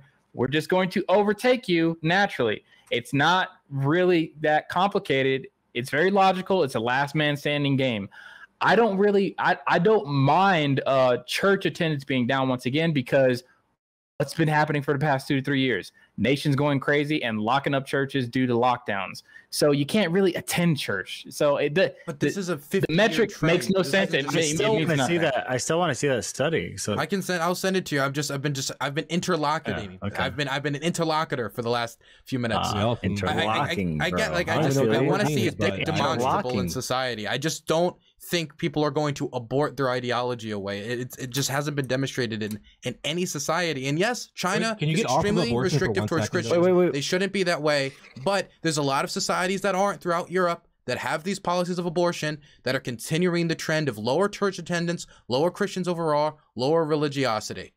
So I haven't seen this shown. I just haven't seen it like shown in the world. And I mean, yeah, there's nations that are restrictive when it comes to churches, but I'm not even using those countries as examples because they don't publish data, like Sproutic has said. How about if I did it this way for you, Dylan? What if I did? I think your position. I just want to interact with. I need to interact with Dylan because I need to run the point through. Dylan, is the birth rate up or down? I assume it's down. It depends on the country. Okay, I agree. It's down. Just looking at our country, who do you think, on the average, more is actually aborting their child? The Christian or anybody else? The non-believer? Who have you? Probably who do you think is doing that more? Well, the non-religious, I would say. It depends. Do they have mistresses? Perfect. So if we take those 2 points together and walk forward and ask this, in the next 200 years, if that is how it is going down, the birth rate is down, and it's mainly the people who are non-religious doing it, who do you think is going to overtake the population? I think the impact of abortion, it would be marginal. Definitely on an ideological basis. And just because somebody's a Christian doesn't necessarily mean that they're not even necessarily going to get an abortion. There's been many, quote unquote, we'll say fake Christians in office who have mistresses and then get abortions anyway. And so for me, I just think the impact on the birth rate is going to be marginal. And ultimately, where you're going to see the largest amount of birth rates are going to be in big cities, which are largely liberal. I'll let you have the last word on that and let Alec get in. Alec, go for it. Pedro, you do understand that just because Christians have children does not mean those children will also grow up and be Christian, right? I came from a Christian household and I'm an atheist piece of shit. So I just don't know where this idea is coming from. Like, but you're not like it's not a right ingrained seed. I was too busy interlocuting about the Christian faith. Huh? What? I didn't hear you. Alex, say that one more time. I don't think he heard you. Oh. Can Alec hear us? I don't know. Yeah, I can hear you. Okay. Yeah. Nacho, can you hear us? He didn't hear what Nacho said. I didn't hear what Nacho said. Nacho said to the public. Oh yeah, you can make you're an atheist piece of shit claim all you want, but you got all of your morals from Christianity and from your Christian household first. So if you want to say that, sure, but I can still hold those morals. I want to say that you just admitted that you were raised in a Christian household. Yeah, and while I was still in that Christian household, all of my morals were different. I was conservative until I was all like of your 18. Morals were different. Almost all of them. Okay, may I ask this? Wait, how are what morals have changed now versus then? Well, first of all, I believe in the right to bodily autonomy for women. I believe that gay people deserve the right to be together in marriage. We can get to that if you want, but I'm asking that. Huh? Yeah. Okay. Go ahead. I believe that trans people deserve the right to transition, including trans children. I believe in science, evolution, whereas before I was a little bit skeptical on it just because of the household I was raised in. I believe that Christopher Columbus was a piece of shit, whereas in the household I was raised in, they thought that he was basically God's second coming or something. I don't know. I'm waiting for like some moral foundational like rule for you that has changed. A moral foundational like rule. like laws in bodily science, autonomy? right? There's a good one. Like when you fucking throw a ball, it's gonna fall down, right? Bodily But autonomy. moral law for your He's asking about the foundation you blocks. has So changed. which moral foundation block has changed? Which is it going like, to can you inevitably go put kill which is somebody going now? to which is going to inevitably put you at nothing. You're gonna think Can you're you go gonna say cheat on no. your wife? No. Can you go? I mean, I don't know what can why you I'm- do now that you weren't doing then? Am I I'm in muted? an open No? relationship, so I can fuck other I people didn't if I want. Is that good? Like, it's not cheating. Well, Alec, Like- can I interact with you for a second? Can I ask you? So you just said there should be gay marriages, right? They should be Yeah. able to commit to abortions. They should be Yeah. able to transition, right? Yeah. If they're constantly transitioning at mass, if they're constantly aborting at mass, and if they're constantly in non-heterosexual relationships where natural conception can take place, don't you think it's going to be hard for those people to conceive and maintain any significant size in the population in the next 200 years? My friend, do you think that just because being gay is allowed that everybody will turn gay? No, not at all. Not at all. Okay, then I don't Can, see the can you problem. answer my question that I just asked you though? I just don't understand it at all. You're Wait, okay, okay, I supposing understand it. I can that respect if you're it. allowed, It's Can I ask a question real quick? such a simple question. It's actually such a simple question. Like it really just comes down to like, and if I understand it correctly, Pedro, just let me know. But like, you're saying that people who value having kids and have kids are inevitably going to have more kids than people who don't value having kids and don't have right, kids. but those kids aren't That's it, necessarily right? going to believe that. I things love that talking you to do. Luder, dude. Luder, I missed you. I don't know where That's you it. were hiding, but yeah, incredibly simple. So the question then still remains after you now have the logic. Do you think that those people committing to those acts will maintain a high significant population in society in the future? I don't think they give a shit. I think they just want to live their lives. Okay, I'm not going to get a yes or no. So, and follow-up next question. follow-up Do you think that question gay people are spawned from other gay people, or do they come from straight people? I think it's mostly taught, and then there might be some genetic variation. Well, you're wrong, but there you go. I mean, like, I mean, look, how, like also, wait. scientifically wrong. How do you think that the behavior of homosexuality would survive? I'm gonna have to Google this. What? Hold What? Okay, I don't care if it let's say, survives. for example, like let's look at like That's not animals, my- right? I don't Let's look at want animals, people right? to be What- gay. I want people all to the do what they animals that want. are any animals that are homosexual that have homosexual behavior, like permanently, Yes, do there not are survive. animals that have They do not homosexual reproduce, behavior. right? What? They don't reproduce. They cannot reproduce, right? Lesbian lizards can, but no, in general, no, Okay, and well, it doesn't really matter. Then that doesn't sound like they're sexed like the same Hey, way. mod- that Where other did species those are. Moderator, animals is it come from? Moderator, Where is it did the possible we can give it over to genetic- Luder? Because I feel like he'll give This some is- good yeah, questions hold that are on. actually like You're blowing my productive. mind here. I've got a So, question. Fair enough. you, I just don't know Can how you had an issue I'm gonna as put to I'm gonna put a how. lid on this. We're like- actually coming here to the end of the panel anyway. I'll let It's ending? Oh, This is- okay, that was quick. Yeah, it's like hour 40 minutes. So yeah, I'll Lightweights. Is it- Lightweights, Pedro. Apparently, Lightweights. Pedro was right. It turned into everyone versus Pedro. Who knew?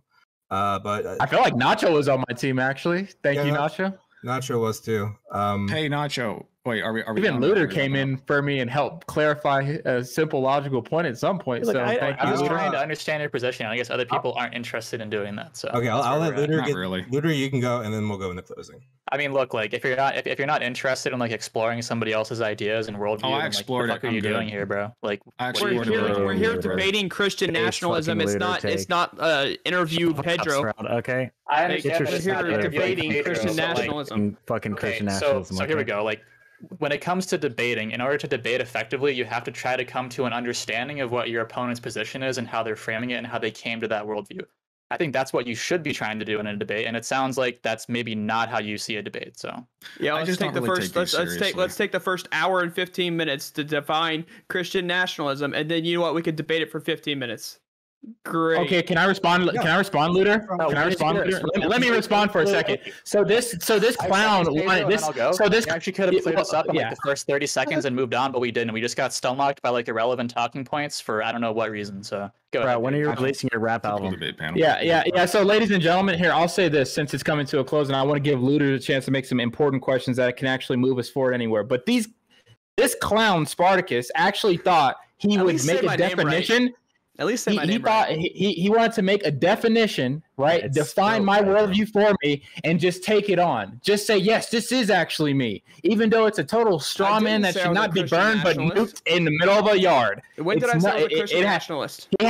He has no idea put what words in my Christian mouth, nationalism bro. is. For He fucking advocated No, earlier. I He never said I was a Christian advocated nationalist. earlier I for said I was abortion. against it. He is not a Christian. I'm sorry. I said I was Wow. against Pedro knows Christian what it is. national. I said I was Only against him. Christian nationalism, and now you're saying that I'm trying to take on Christian nationalism. I'm not a Christian nationalist. Never claimed to be a Christian nationalist. Never but will you claim to be a identified Christian for the nationalist. longest time as a Christian. What was it?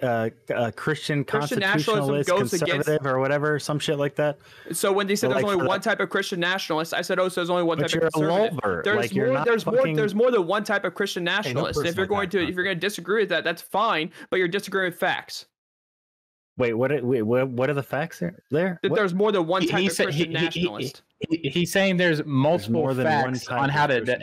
Wait, that's Exactly. the whole fucking argument from the beginning. What are you talking about? You just got mad at us for fucking arguing over definition for the past fucking hour. No, that's what you just. That's what you just came after. That's what you just came after me with, bro. That's what you literally just came What after are me you with. saying? Okay, You can we literally just came after me get with the rest of the time to looter? Can we get the rest of the time to Into looter? that corner, okay? Walk Yeah, into let's that give the corner rest of and the time stand of there the for about debate 5 to minutes, one okay? panelist. Collect That yourself sounds and like then a come great back idea. whenever you. Yeah, because Looter's the only Whenever one you being figure it nice out, to okay? him, so we've really got to let him talk. Looters only make the hard questions.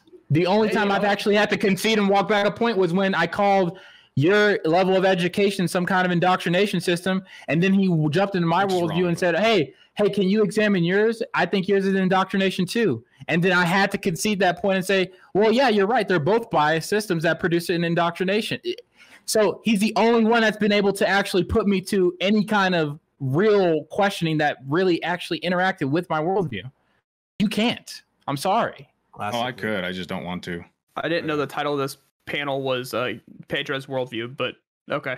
I mean, it seems like he's the I only don't know, one the title here of this who's, panel like, is Sprout. defending There's Christian nothing fucking nationalism, useful so to it's add to inevitably going to this lead to debate getting at all. dogpiled in a conversation Listen, about Christian Pedro, nationalism. That's just You ever what want to set up a happens. one-on-one with me? I'll take it much more seriously. I just think these panels are a shit show. That's all. Alec, I'm sorry I called you a troll or any kind of clown earlier. Spartacus, I'm sorry too. I get heated in these debates. I think you guys can take it on the chin. I think we can walk away from this shaking hands. I think in the future, yes, if you want to debate, we can do that, and we can do it seriously. See, I'm not sorry. I think you're both clowns, okay? What are you laughing at, Dylan? I meant everything that I said. This is funny, man. This is why I give. Yeah. Well, Nacho's I'm not. shaking hands Nacho's with pulling you. the I do sword think more that your willingly to me. ideology Yeah. is crazy. Okay, I do. Like, that's serious. So I'm not shaking hands with you. But let that be clear. But if you would like to debate me, we can.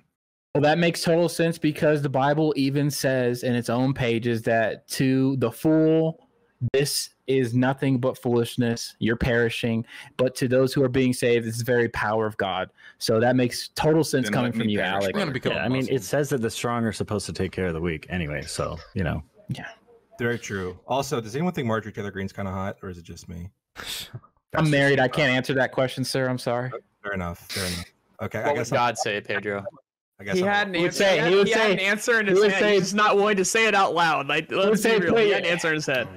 He would say, "Put your face to the ground, Pedro. Walk past that woman. Sid no more." That's what he would say. So, Looter, seriously, let's give Looter some time. Ask the questions. Hey, Go just for it. like some Ephesians, okay? Men ought to love their wives as their Looter, own you body, can ask right? one Okay? question, and I'm closing it.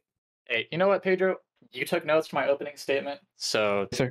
I don't think that Christian nationalism is compatible with an American liberal worldview and how our government is structured. So I guess I would just ask you, do you think that it is or no? I think it is. We're not trying to actually commit to some riot. We are using the tools that you would say that the founders laid out in the Constitution in order to enact enact or be active in politics, and through that process, make our morals into law. That's it.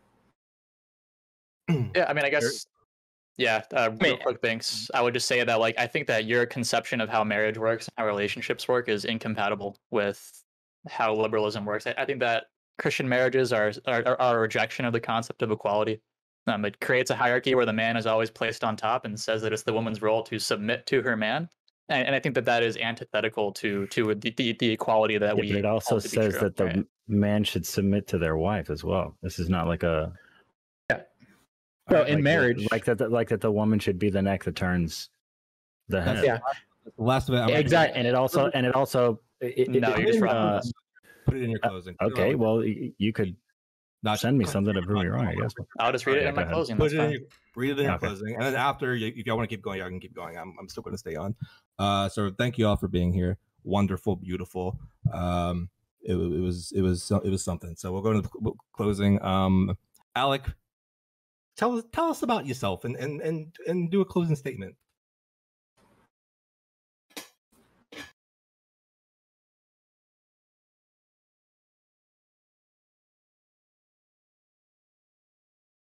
Hello? I can't hear him if he's talking. We can't hear you, man. All right, that's fine. Keep talking. Sorry. As Oh, just me. I have my mic muted. Sorry. As better unserious that way. as this panel was, I will try to keep this as serious as possible. Christian nationalism and Christo-fascism are interchangeable in my head. If you claim to be a Christian nationalist, I will see you as an enemy.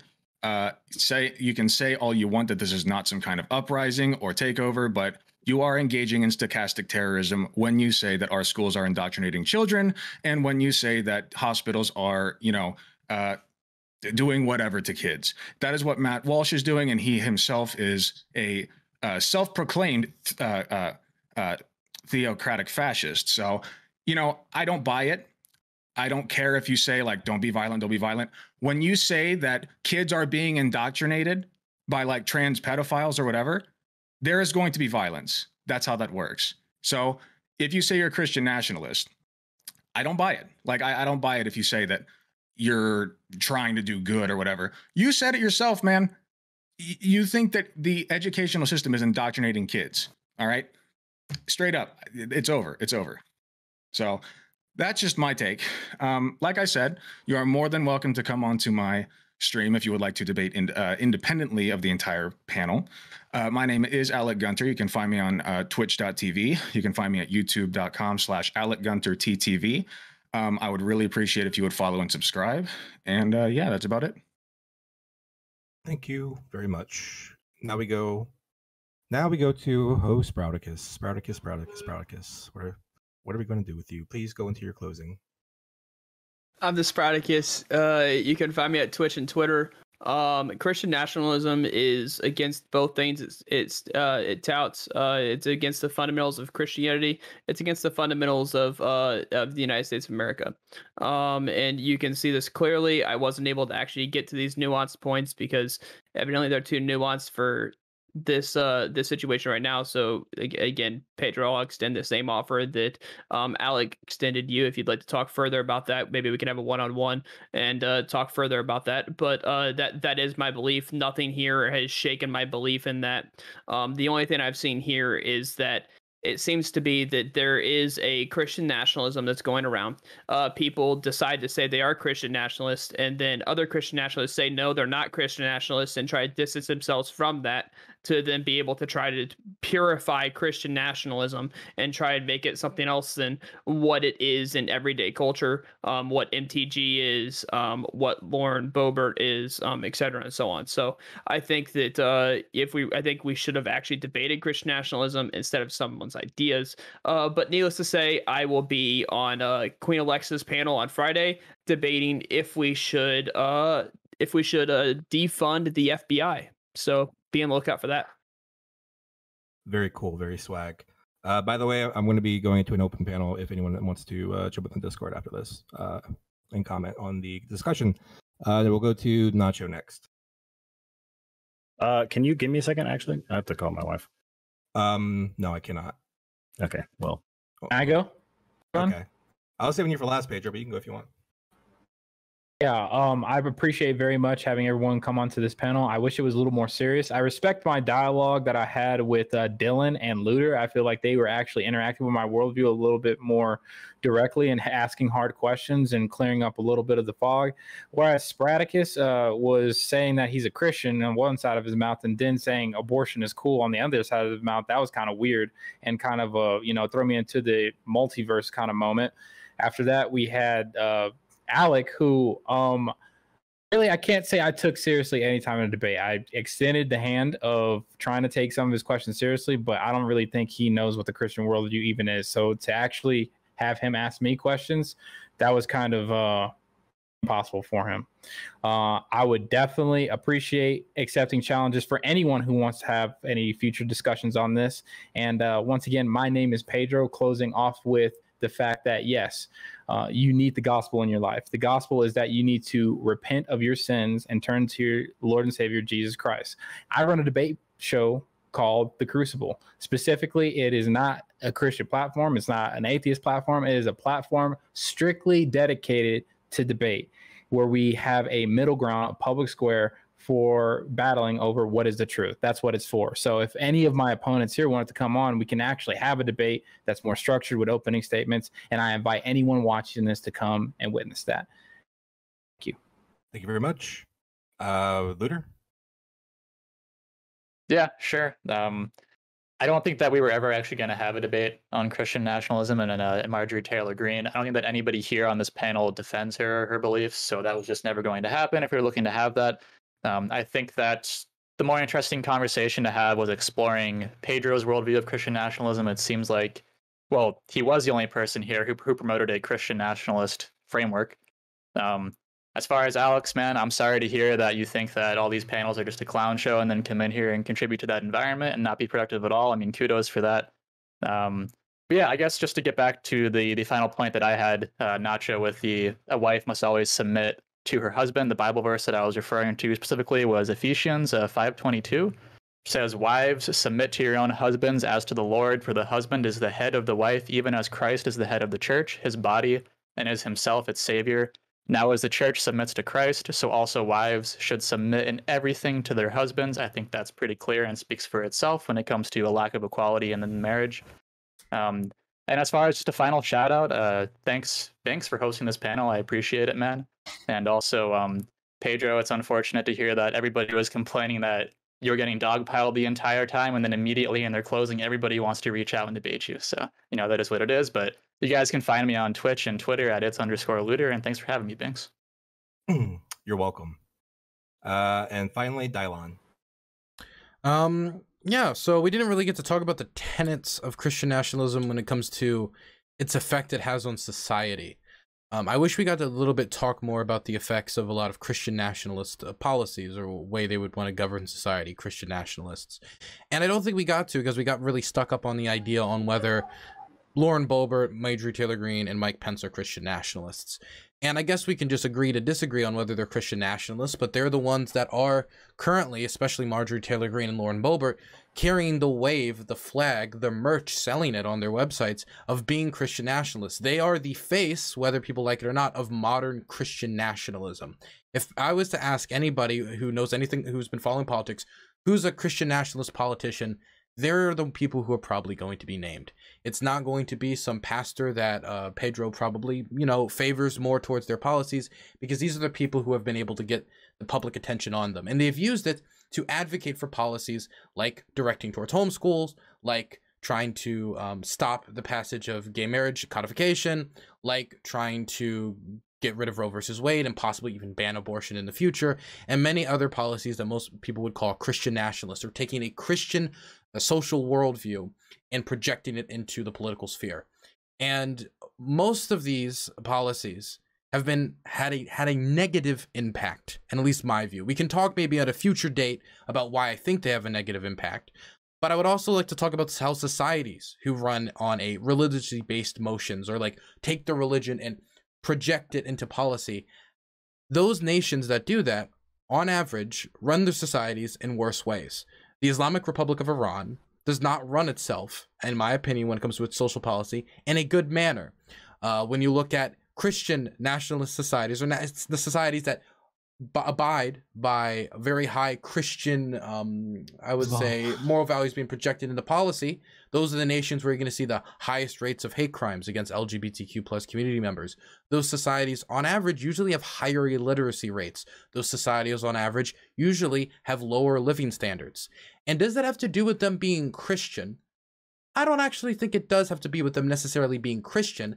I just think once people are more properly educated, they usually drop a lot more of their religiosity. And so with that usually goes away the religious, how you could say religious policies, or religiously based policies, or policies based in religious moral foundation. I also want to say that I'm positive that abortion is not going to have a demonstrable, really large impact on the amount of liberals in the country. When it comes to the amount of homosexuals and the fact they can't naturally reproduce, as far as we know, homosexuals are not created by two gay men having sex. So I don't really know how that would have a massive impact in the amount of gay people in the world, since gay people are born of usually straight couples if it's not artificial insemination or some other way of giving birth. So I don't understand how gay people who are usually liberal, because the liberals are have more favorable policies towards them, how that would affect the birth rate at all, or the amount of, well, I don't understand how it would affect the birth rate, but I don't know how that would affect the amount of gay people, therefore usually being more liberal. Yeah, I think that's it. I think a lot of this was defined by trying to define, like, a lot of this conversation was about defining Christian nationalism, because the people who are carrying the flag for Christian nationalism in the public are widely seen as clowns. When we talk about Marjorie Taylor Greene, Lauren Boebert, these people who carry themselves in not only a silly manner, but a very undignified manner, being a more public spectacle than even based in policy. So yeah, I wish this conversation could have gone a little differently, but maybe at a later date. So true. I caught the last part of that. I'll be honest, and I was kind of ignoring your. I was busy the first half, but it was good. It was a good statement. All right, Nacho. Oh, I think I muted myself, so I'm gonna mute. Yeah, so a lot, because everybody went first. Fuck. So where to start? Yeah, the whole. So I guess we'll just cover all the fucking bases on the way out. I'll start with that last point there. Yeah, we can. I think everybody.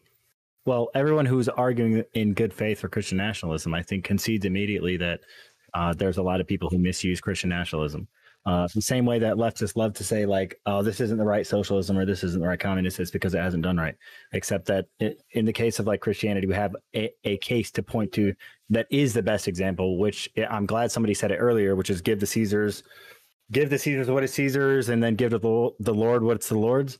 Like, Rome was a perfect execution of Christian nationalism in a sense, because Christians basically neutered, the empire to some degree, because they would not cooperate at the beginning.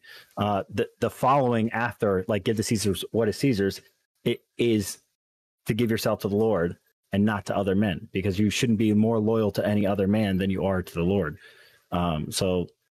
I think that in its purest form is probably a net benefit. And I think a lot of Christians wait to the last minute, wait till things are so fucking bad to actually step out and speak up and do anything. So yeah, to you it looked like, oh, well, this is a major uprising. No, all these Christians, America is still 2/3 Christian. We have like 200 or 220 million citizens or something like that identify as Christians. So it's nothing changed. We were still, and by somebody's definition earlier, we've been a Christian nation for a long time, if that's the case, because the majority of our politicians are always Christian. And then for Luter, the whole like husbands are the head of the wife, whatever, you leave out the last part of the verse, which I don't know if you did that intentionally or if you just don't know the verse or somebody sent it to you or whatever. For the husband is the head of the wife, as also is Christ the head of the church, he himself being the savior of the body, but as the church is subject to Christ, so also is to the husband. And then the following verse is, husbands, love your wife, just as Christ also loved the church and gave himself up for her, so that he may sanctify her, having cleansed her by washing of the water of the word, he might present himself, the church, in all her glory, having no spot or wrinkle in any such thing. It goes on, but like the whole rest of the verse is basically how the husband should sacrifice everything for his wife. And then Dylan saying, like, pointing to like religious examples or religious nations, and your examples were Muslim countries. I don't really know what the point was there, but yeah. And Sprout, you're not too nuanced for anybody on the panel. Okay, that's it.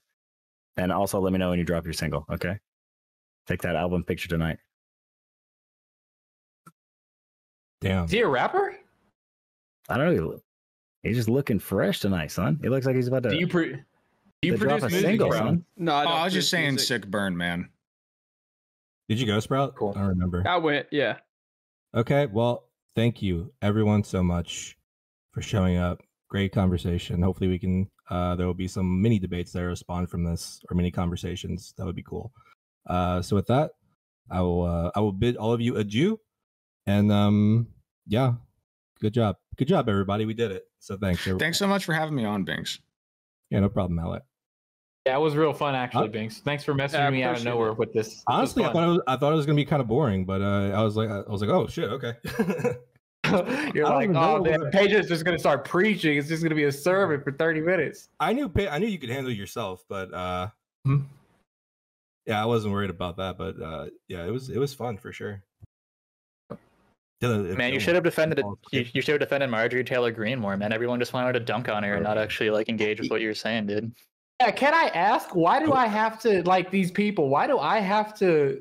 I don't know these guys at all. I could say they call themselves Christian nationalists. You want to know why? Pedro, so you have to denounce them. I'll tell you why. Because I looked up, I went to MSNBC and there were like 5 fucking articles about Christian nationalism and like Marjorie Taylor Greene. I was like, oh, this is something.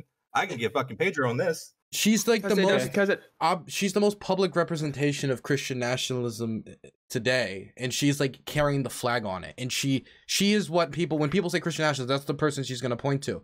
And so when you say, well, they're not the true Christian nationalist, to me it sounds like somebody saying Stalin wasn't a real communist. That's what it sounds like to me. Okay, it's like okay. No, Sprout. It's like stating that someone who is the head of a party isn't the head of it's like, oh yeah, the head of the party is not actually a part of that party because I'm a part of a as a Christian party. Nationalist. It's like a Catholic saying that the Pope's not actually a Catholic. Well, if I have to interact, because they identify as they are the Pope. They wholeheartedly accept the position of like, I am representing this thing. Wholeheartedly accepts the position of Christian nationalism. Does she? But yes, yeah, she was selling shirts with it like, I am a proud Christian nationalist. She is very into it. Okay, Sprout, because I just haven't seen that, so I don't really follow her. So, Sprout, for the sake of argument, let's identify this is my Bible, right? Okay. And Marjorie Taylor Greene is over there in the fields saying that she's a Christian nationalist. But in point of fact, the very document that is supposed to define how we act out into reality, how we exercise our will in this world, she doesn't say like the gospel, like our greatest commission. Isn't that like, this is my Bible. We can then say she's just abusing what we are, what we are positing as the foundation. Like a source can be misused by people.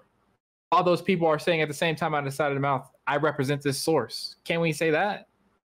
You can say you disagree with the representation that she's handing off, but you can't just disavow them as what they're claiming to be and then try to create a whole different argument based off of a panel topic that was chosen based on the arguments of this person.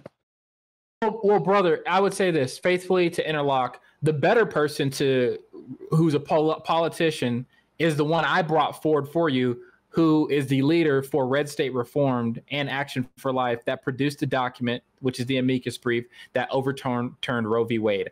I think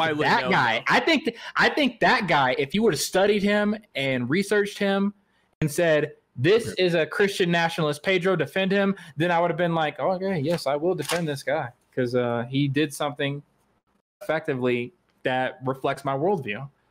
But this Marjorie Taylor, they're not widely known. I don't know. Well, but how long has Marjorie Taylor Greene been in office? And then I can tell you right now, it only took 3 years for Dennis Arfate to overturn Roe v. Wade. I don't think. How long has Marjorie Taylor Greene been in politics? I think the best definition She's a congressperson, not a judge or somebody submitting a court appeal. A Christian. No, he's not. Yeah, he's not a judge. He's not a mayor. Jesus but he entered baby. He entered into politics, and he got something done that the pro-life organization, conservative Christian Republicans said they could do this whole time. He got it done better than they did in record time. The only reason he got it done in record time and better than quote unquote anybody else did is because of the leaning of the court. If the court was not leaning this direction, then the court would have openly denied his basis on the claim to overturn Roe v. Wade. All right, true. Marjorie Taylor Greene did vote to confirm those justices. present the amicus brief that was presented to other justices that when the liberals were empowered that they shot down and denied. Can you present that for us, that amicus brief? It does not involve red state reform or Action for Life. I don't have the amicus briefs. I didn't think I needed to come prepared with amicus briefs. I'm not saying you have simply to. Simply stating, you think that if the Supreme Court was leaned in a different direction, that you think that he still would have gotten Roe v. Wade overturned.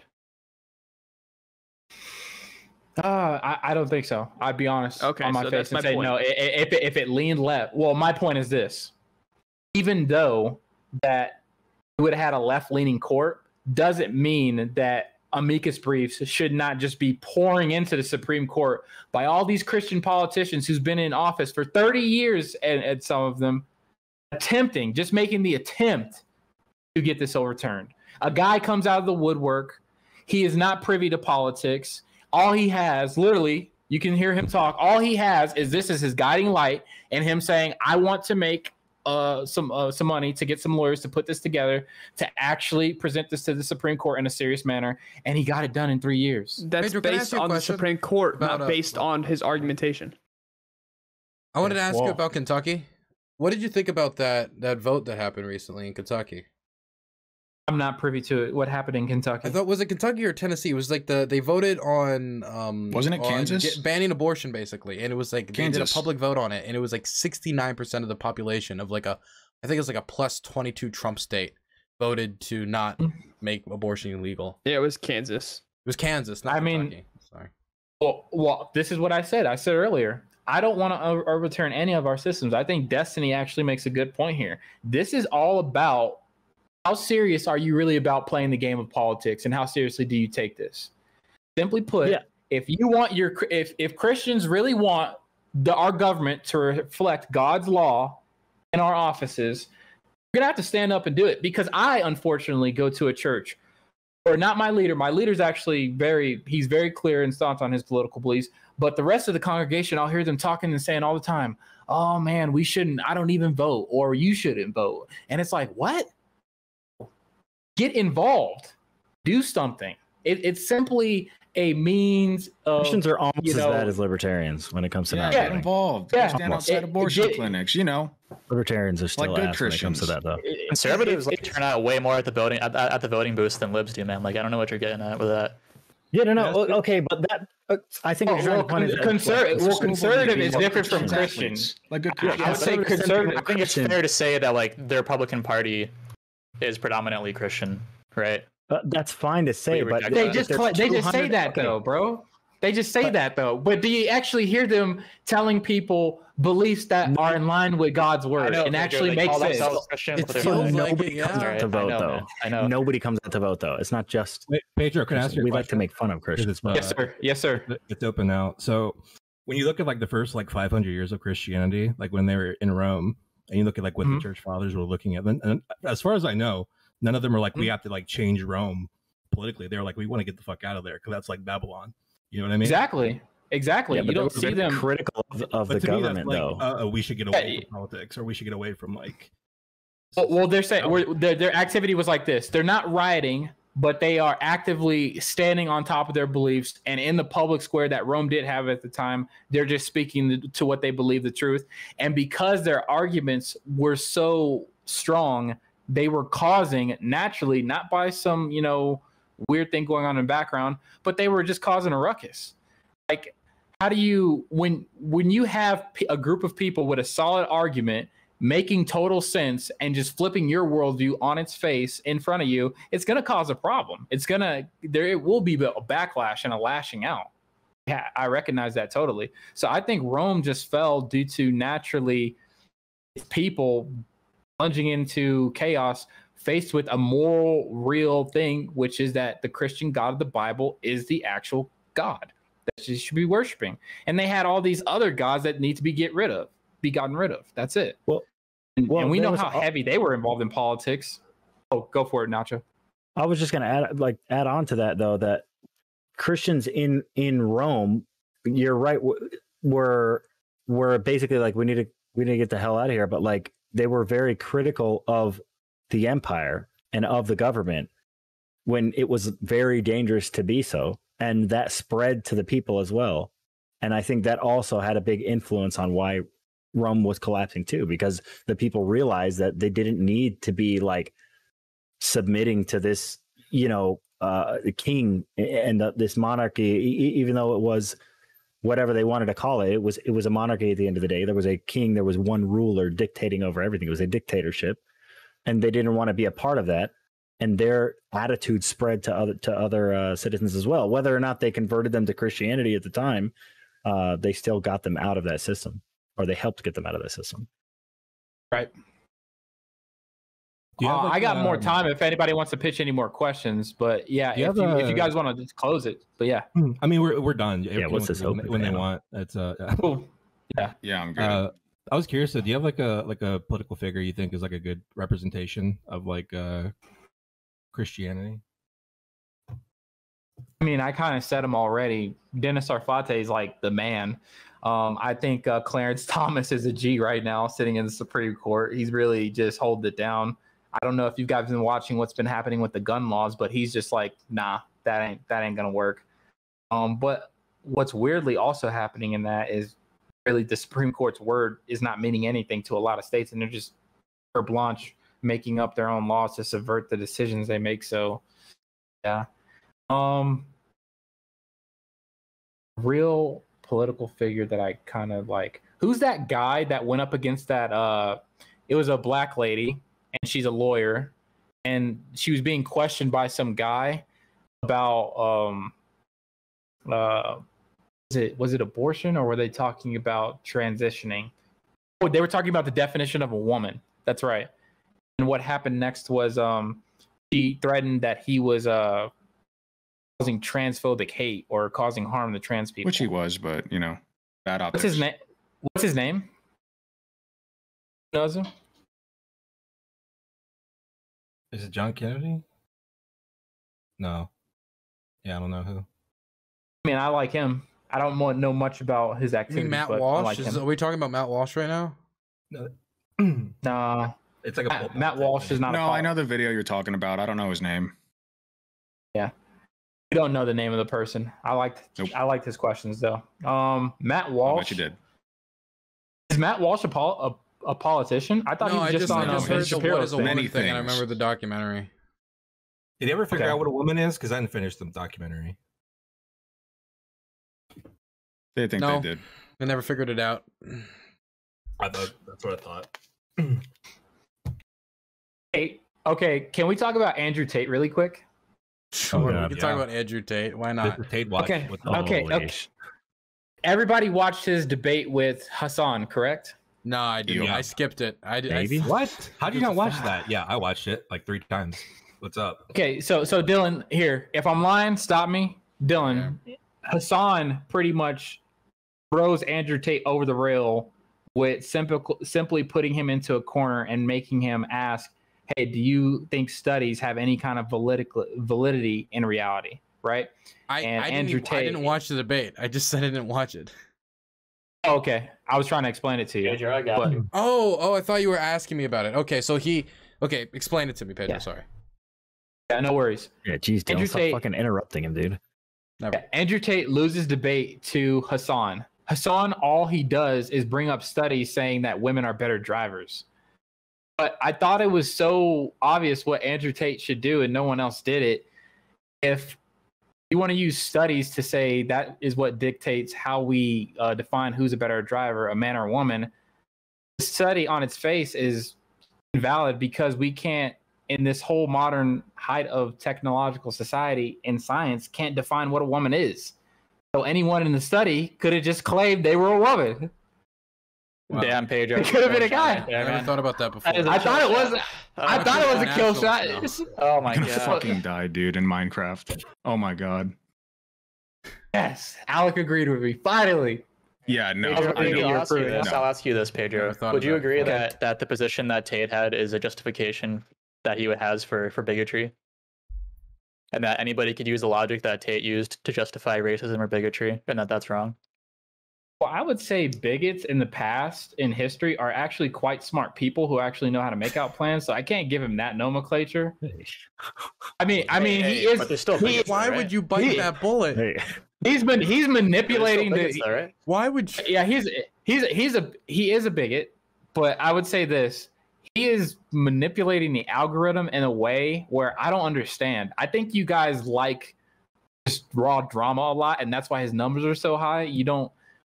Well, Like, yeah. Tell me if I I'm understand lying. how pyramid schemes work. Haters. Andrew, okay. They're all haters. Okay. I understand how Hustlers University works. All right. I can tell you exactly what understand that his Andrew model Tate- for marketing Andrew with Tate and a TikTok- lot of other people are doing well on the internet. Okay, Like- I've learned this slowly from my time online. Okay. This is Listen, it. If you are online and you're looking for an alternative source of information, right? That's why you're online, because you looked at mainstream to news and you're Tate. like, that's bullshit. Either you don't like their opinions, you don't like how their business practices are, and so you rejected it, right? So you go to the alternative space to have that alternative, right? Andrew Tate is part of that alternative. The problem is, a lot of times, the alternative position is really fucking stupid, right? And I mean stupid. Like if the mainstream position is, hey, you should get your polio vaccine so you don't catch polio, or your chickenpox vaccine, the alternative to that is going to be stupid because it's going to be, I just reject it because that's the mainstream. I don't want to be like a sheeple position, right? And so what Andrew Tate is, he's combining a combination of really like good knowledge on like monetization and like how like to get attention online by using tags and views and like just knowledge of the industry. He's combining that with an eccentric personality and the alternative. And the alternative is risque. It's interesting. You're a little rebel, aren't you? You're not like all those feminist cucks. You're a rebel. You're an Andrew Tate guy. And that's part of the reason why he appeals particularly to young men who have lost their ways in life, either because they don't feel fulfilled or they, you know, they're not finding fulfillment in their life some other way, whether it be through church or community or something else, whatever that is. And so I think Andrew Tate combines an eccentric personality with the alternative position and a lot of knowledge on how the internet works.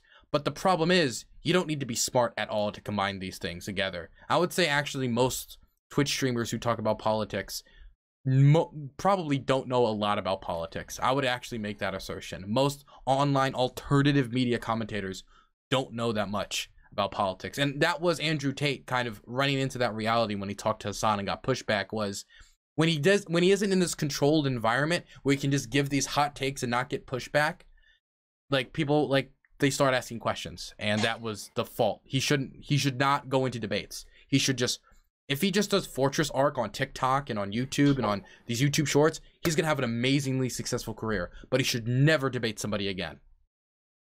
By the way, it was Josh Hawley you were thinking of, Pedro. yeah, I think that's the only person Josh Hall. that's ever made Hassan sound smart that I've ever seen. Yeah, Hassan's Yeah. not a good debater. He's not, No, which he's is what ass. made it particularly But he humiliating. doesn't debate. Can I reveal something really quick? Please. And this is going to be a shocker. I knew Andrew Tate before everybody else knew Andrew Tate because I was always into UFC and fighting stuff. I had seen he's actually a very good fighter. He is. Yeah, That's I knew why- his name. I knew his I'm sure name he as is. soon as I heard it. I was like, "Isn't that guy a fucking fighter?" Like, He's a Took little killer, too many bro. concussions, but you know, yeah, Well, I've also seen him take. Well, every fighter is gonna get hit, but I've also seen him take somebody else's head off, bro. So honestly, I am a fan in that sense, but in the fan of my worldview and shaping it, and forming my morals, no, obviously not. But yeah, Well, Dylan, what you just described is why I don't like. I'm not against video essays, but I never want to do video essays. I only want to be in the arena of debate where I'm laying out my position in the heat of the moment, like right there in front of your eye. Like this is not a monologue. This is me giving you it right there. So that's why I like debates. So but go I've Alex. started doing video essays, and I'm putting a lot of work into them. I did one recently on the Russian economy that I'm very proud of. I did one on looking at examination of like Russian war crimes in Ukraine. Obviously, I care a lot about Ukraine. I'm in Ukraine, so a lot of it's based in that.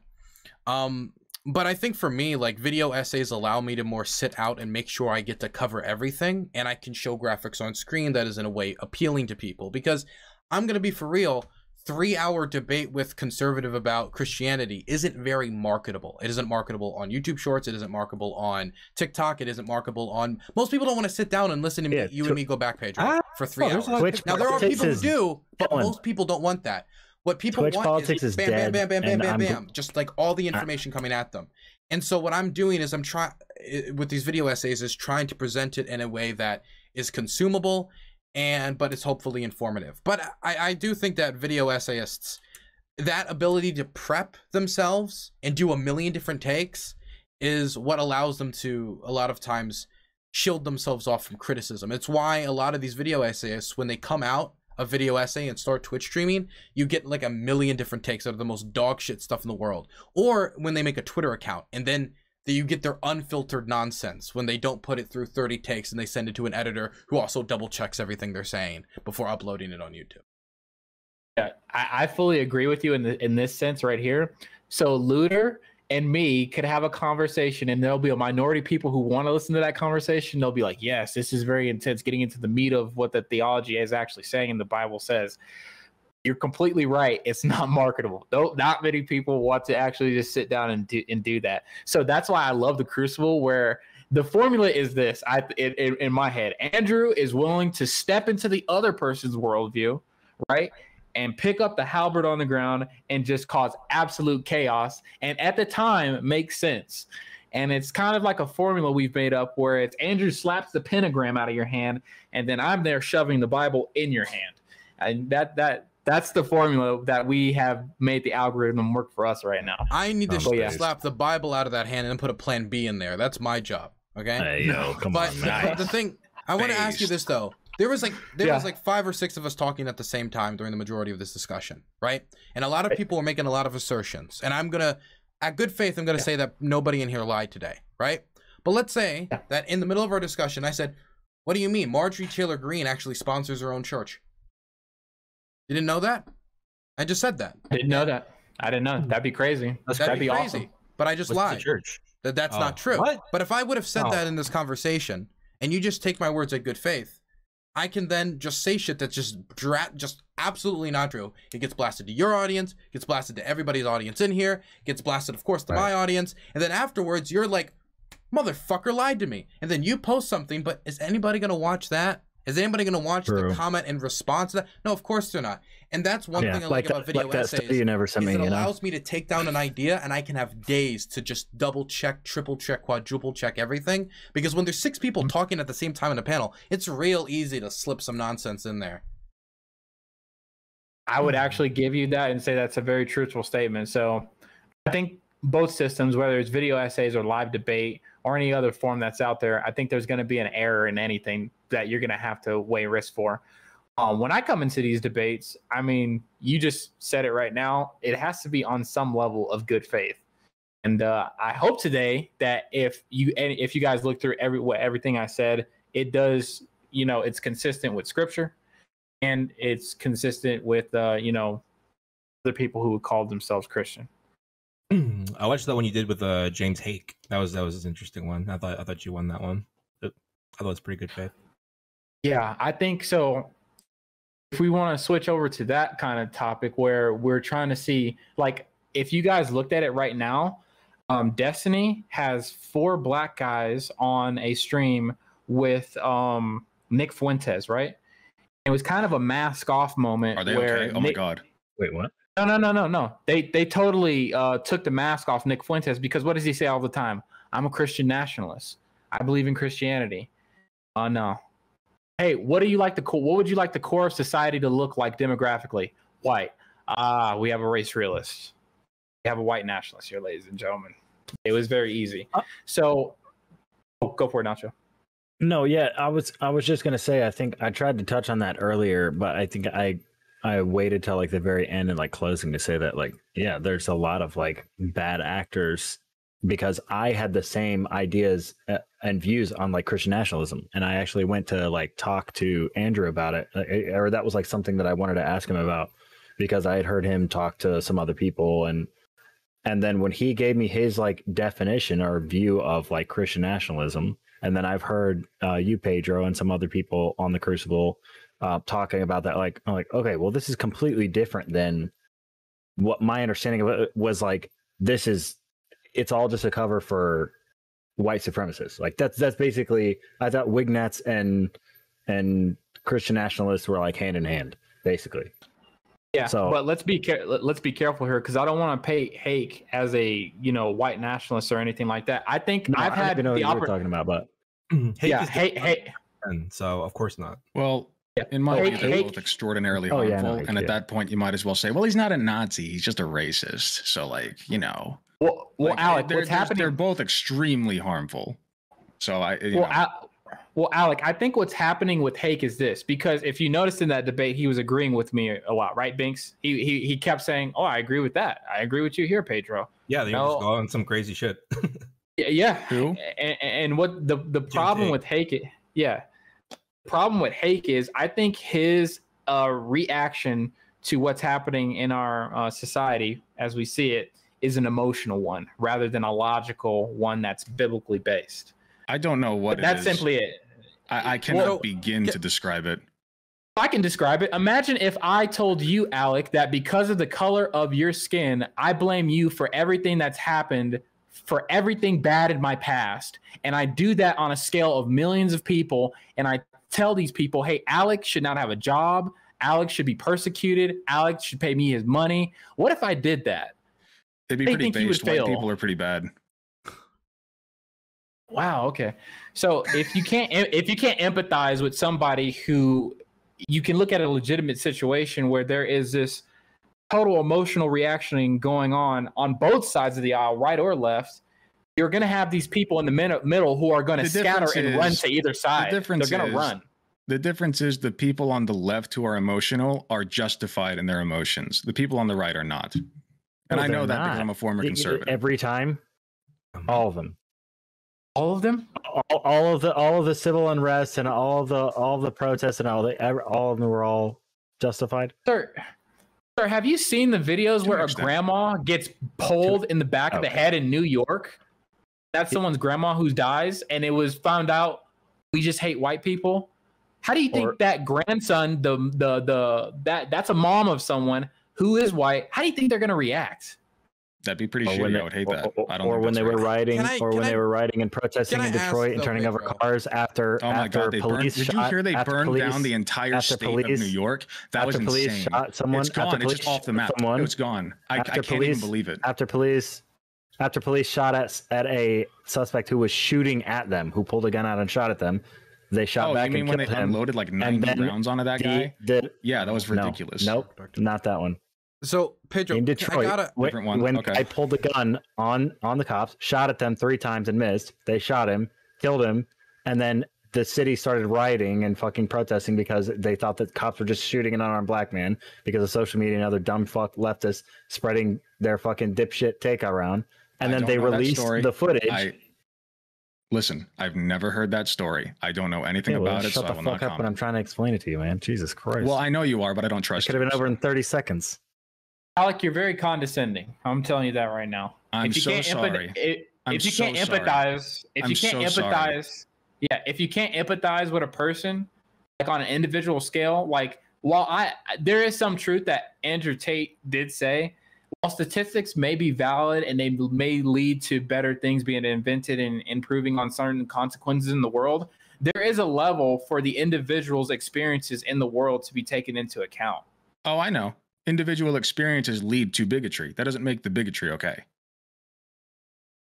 Okay, so I wanted to ask. Okay, so Pedro, how does like, that not apply to the left? I don't understand. Because the left is correct. Right. Okay.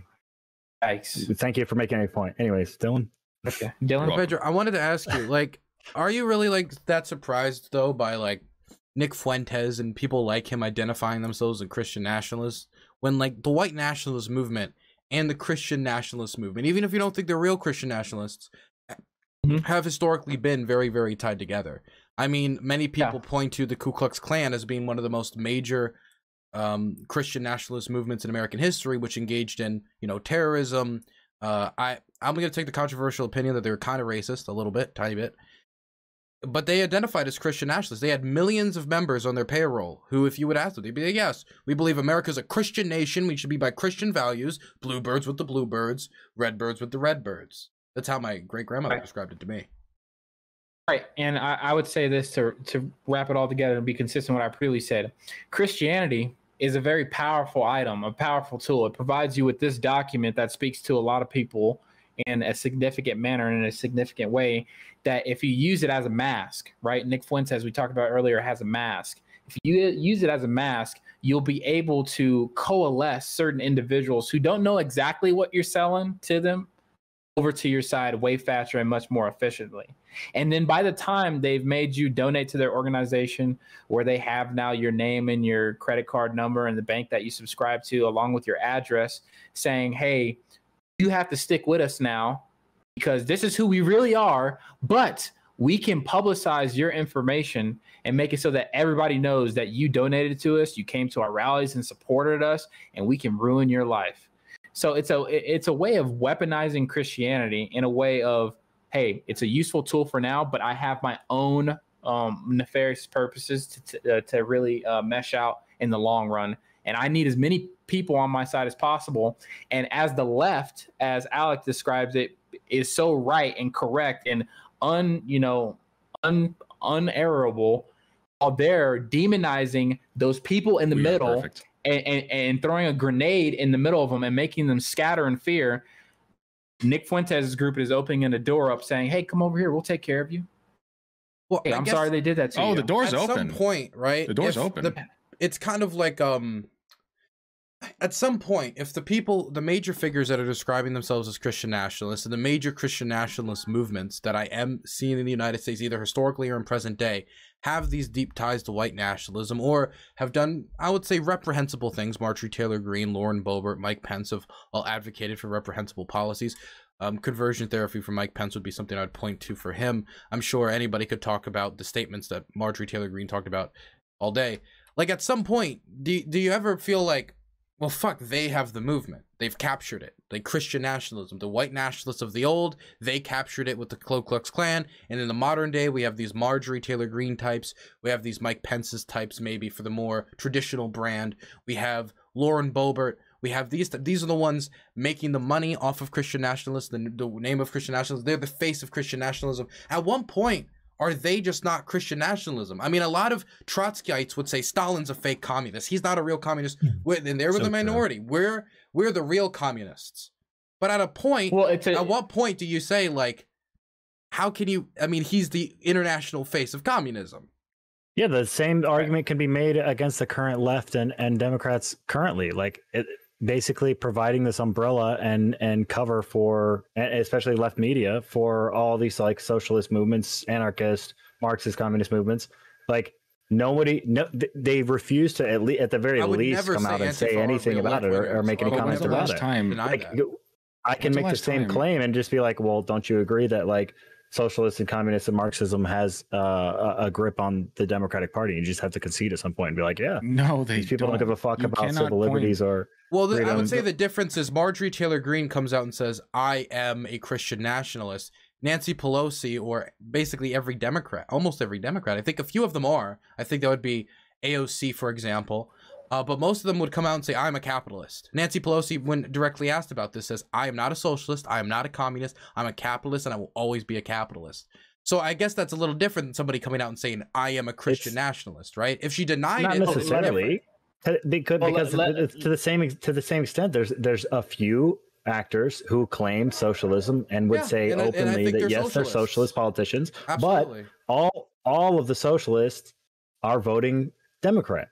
Yeah, I mean, I would assume so. Anyways, you probably have some like anarcho-libertarian or libertarian socialists or whatever the fuck. But yeah, if I can interact with what Dylan said, yeah, sorry. If I could interact with what Dylan said.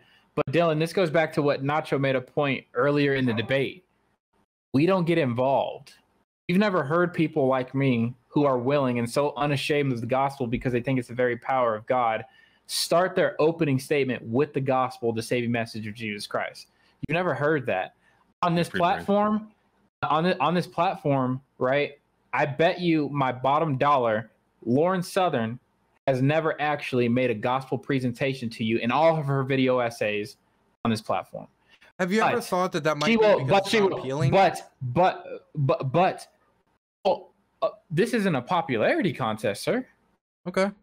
I think, this is not this is what is Christianity. It's not something that I'm trying to edit for you. You know, my gospel that I gave you was very harsh. You know, it comes with a harsh pill to swallow, which is, yes, God has designed some people to receive his wrath. And yes, other people he has been designed by God to receive his grace and mercy.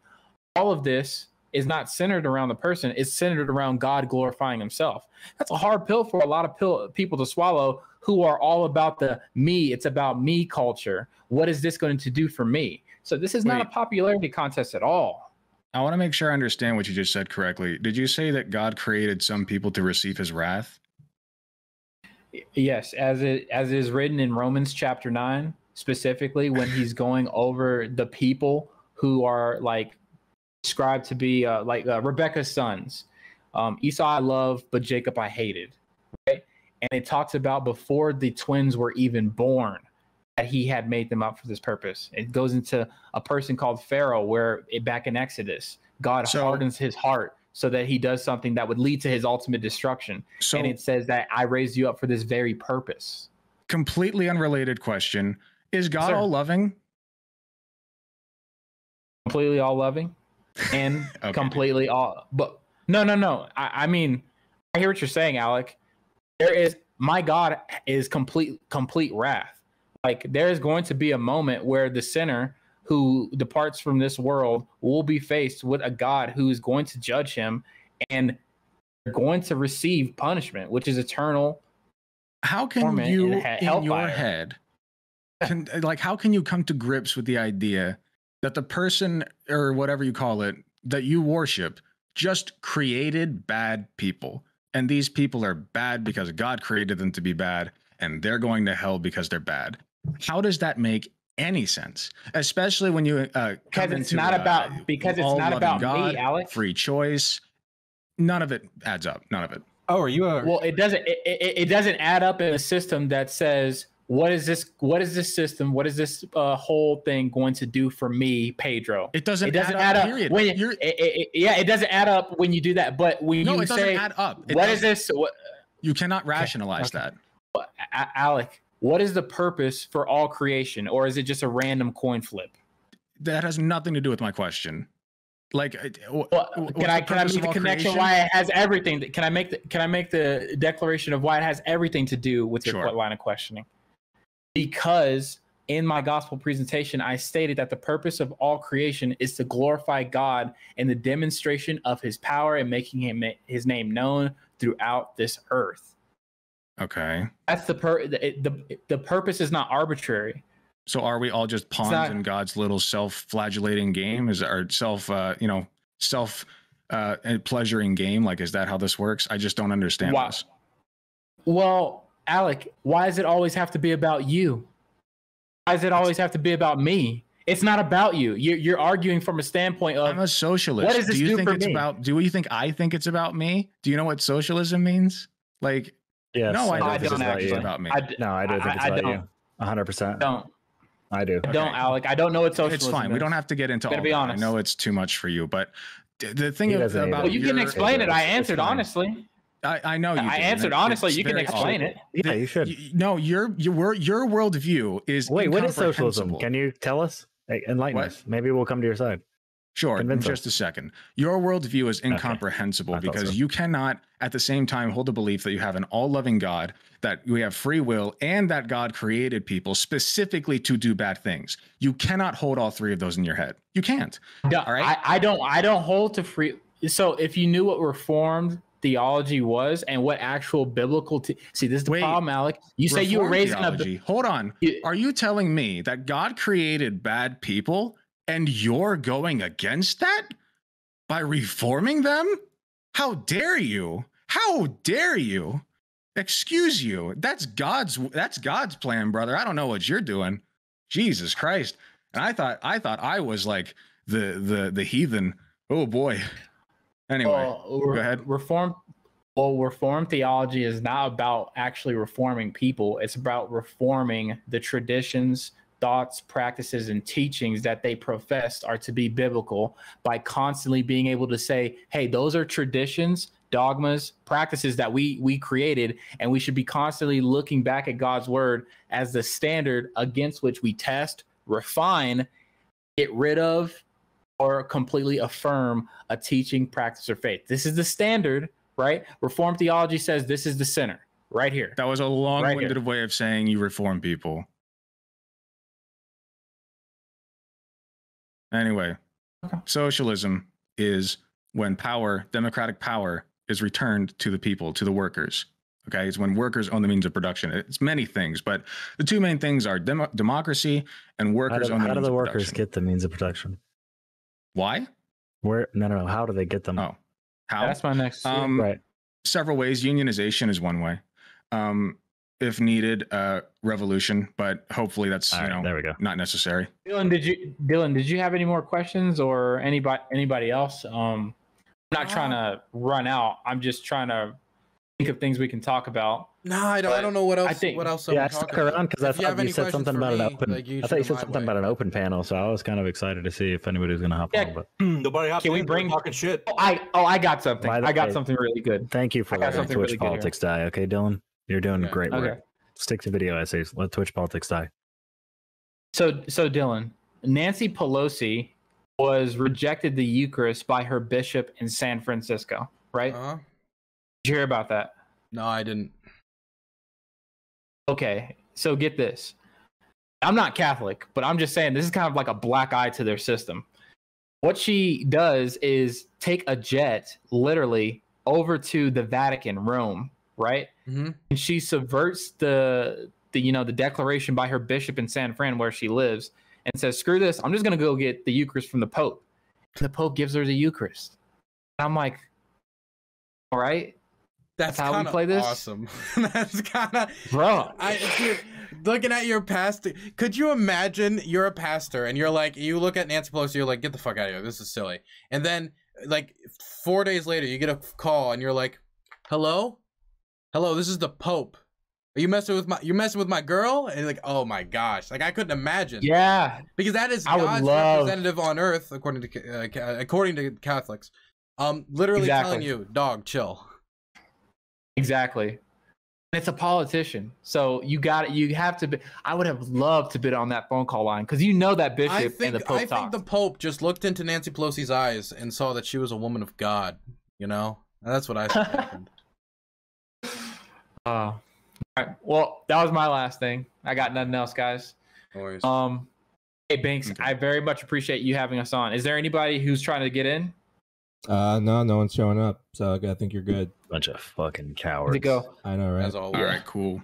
Okay, you have Alec, you have a good night. Nacho, always love talking to you, brother. We should do it more. Alrighty, y'all. Yeah, thanks for coming by, Pedro. I appreciate it.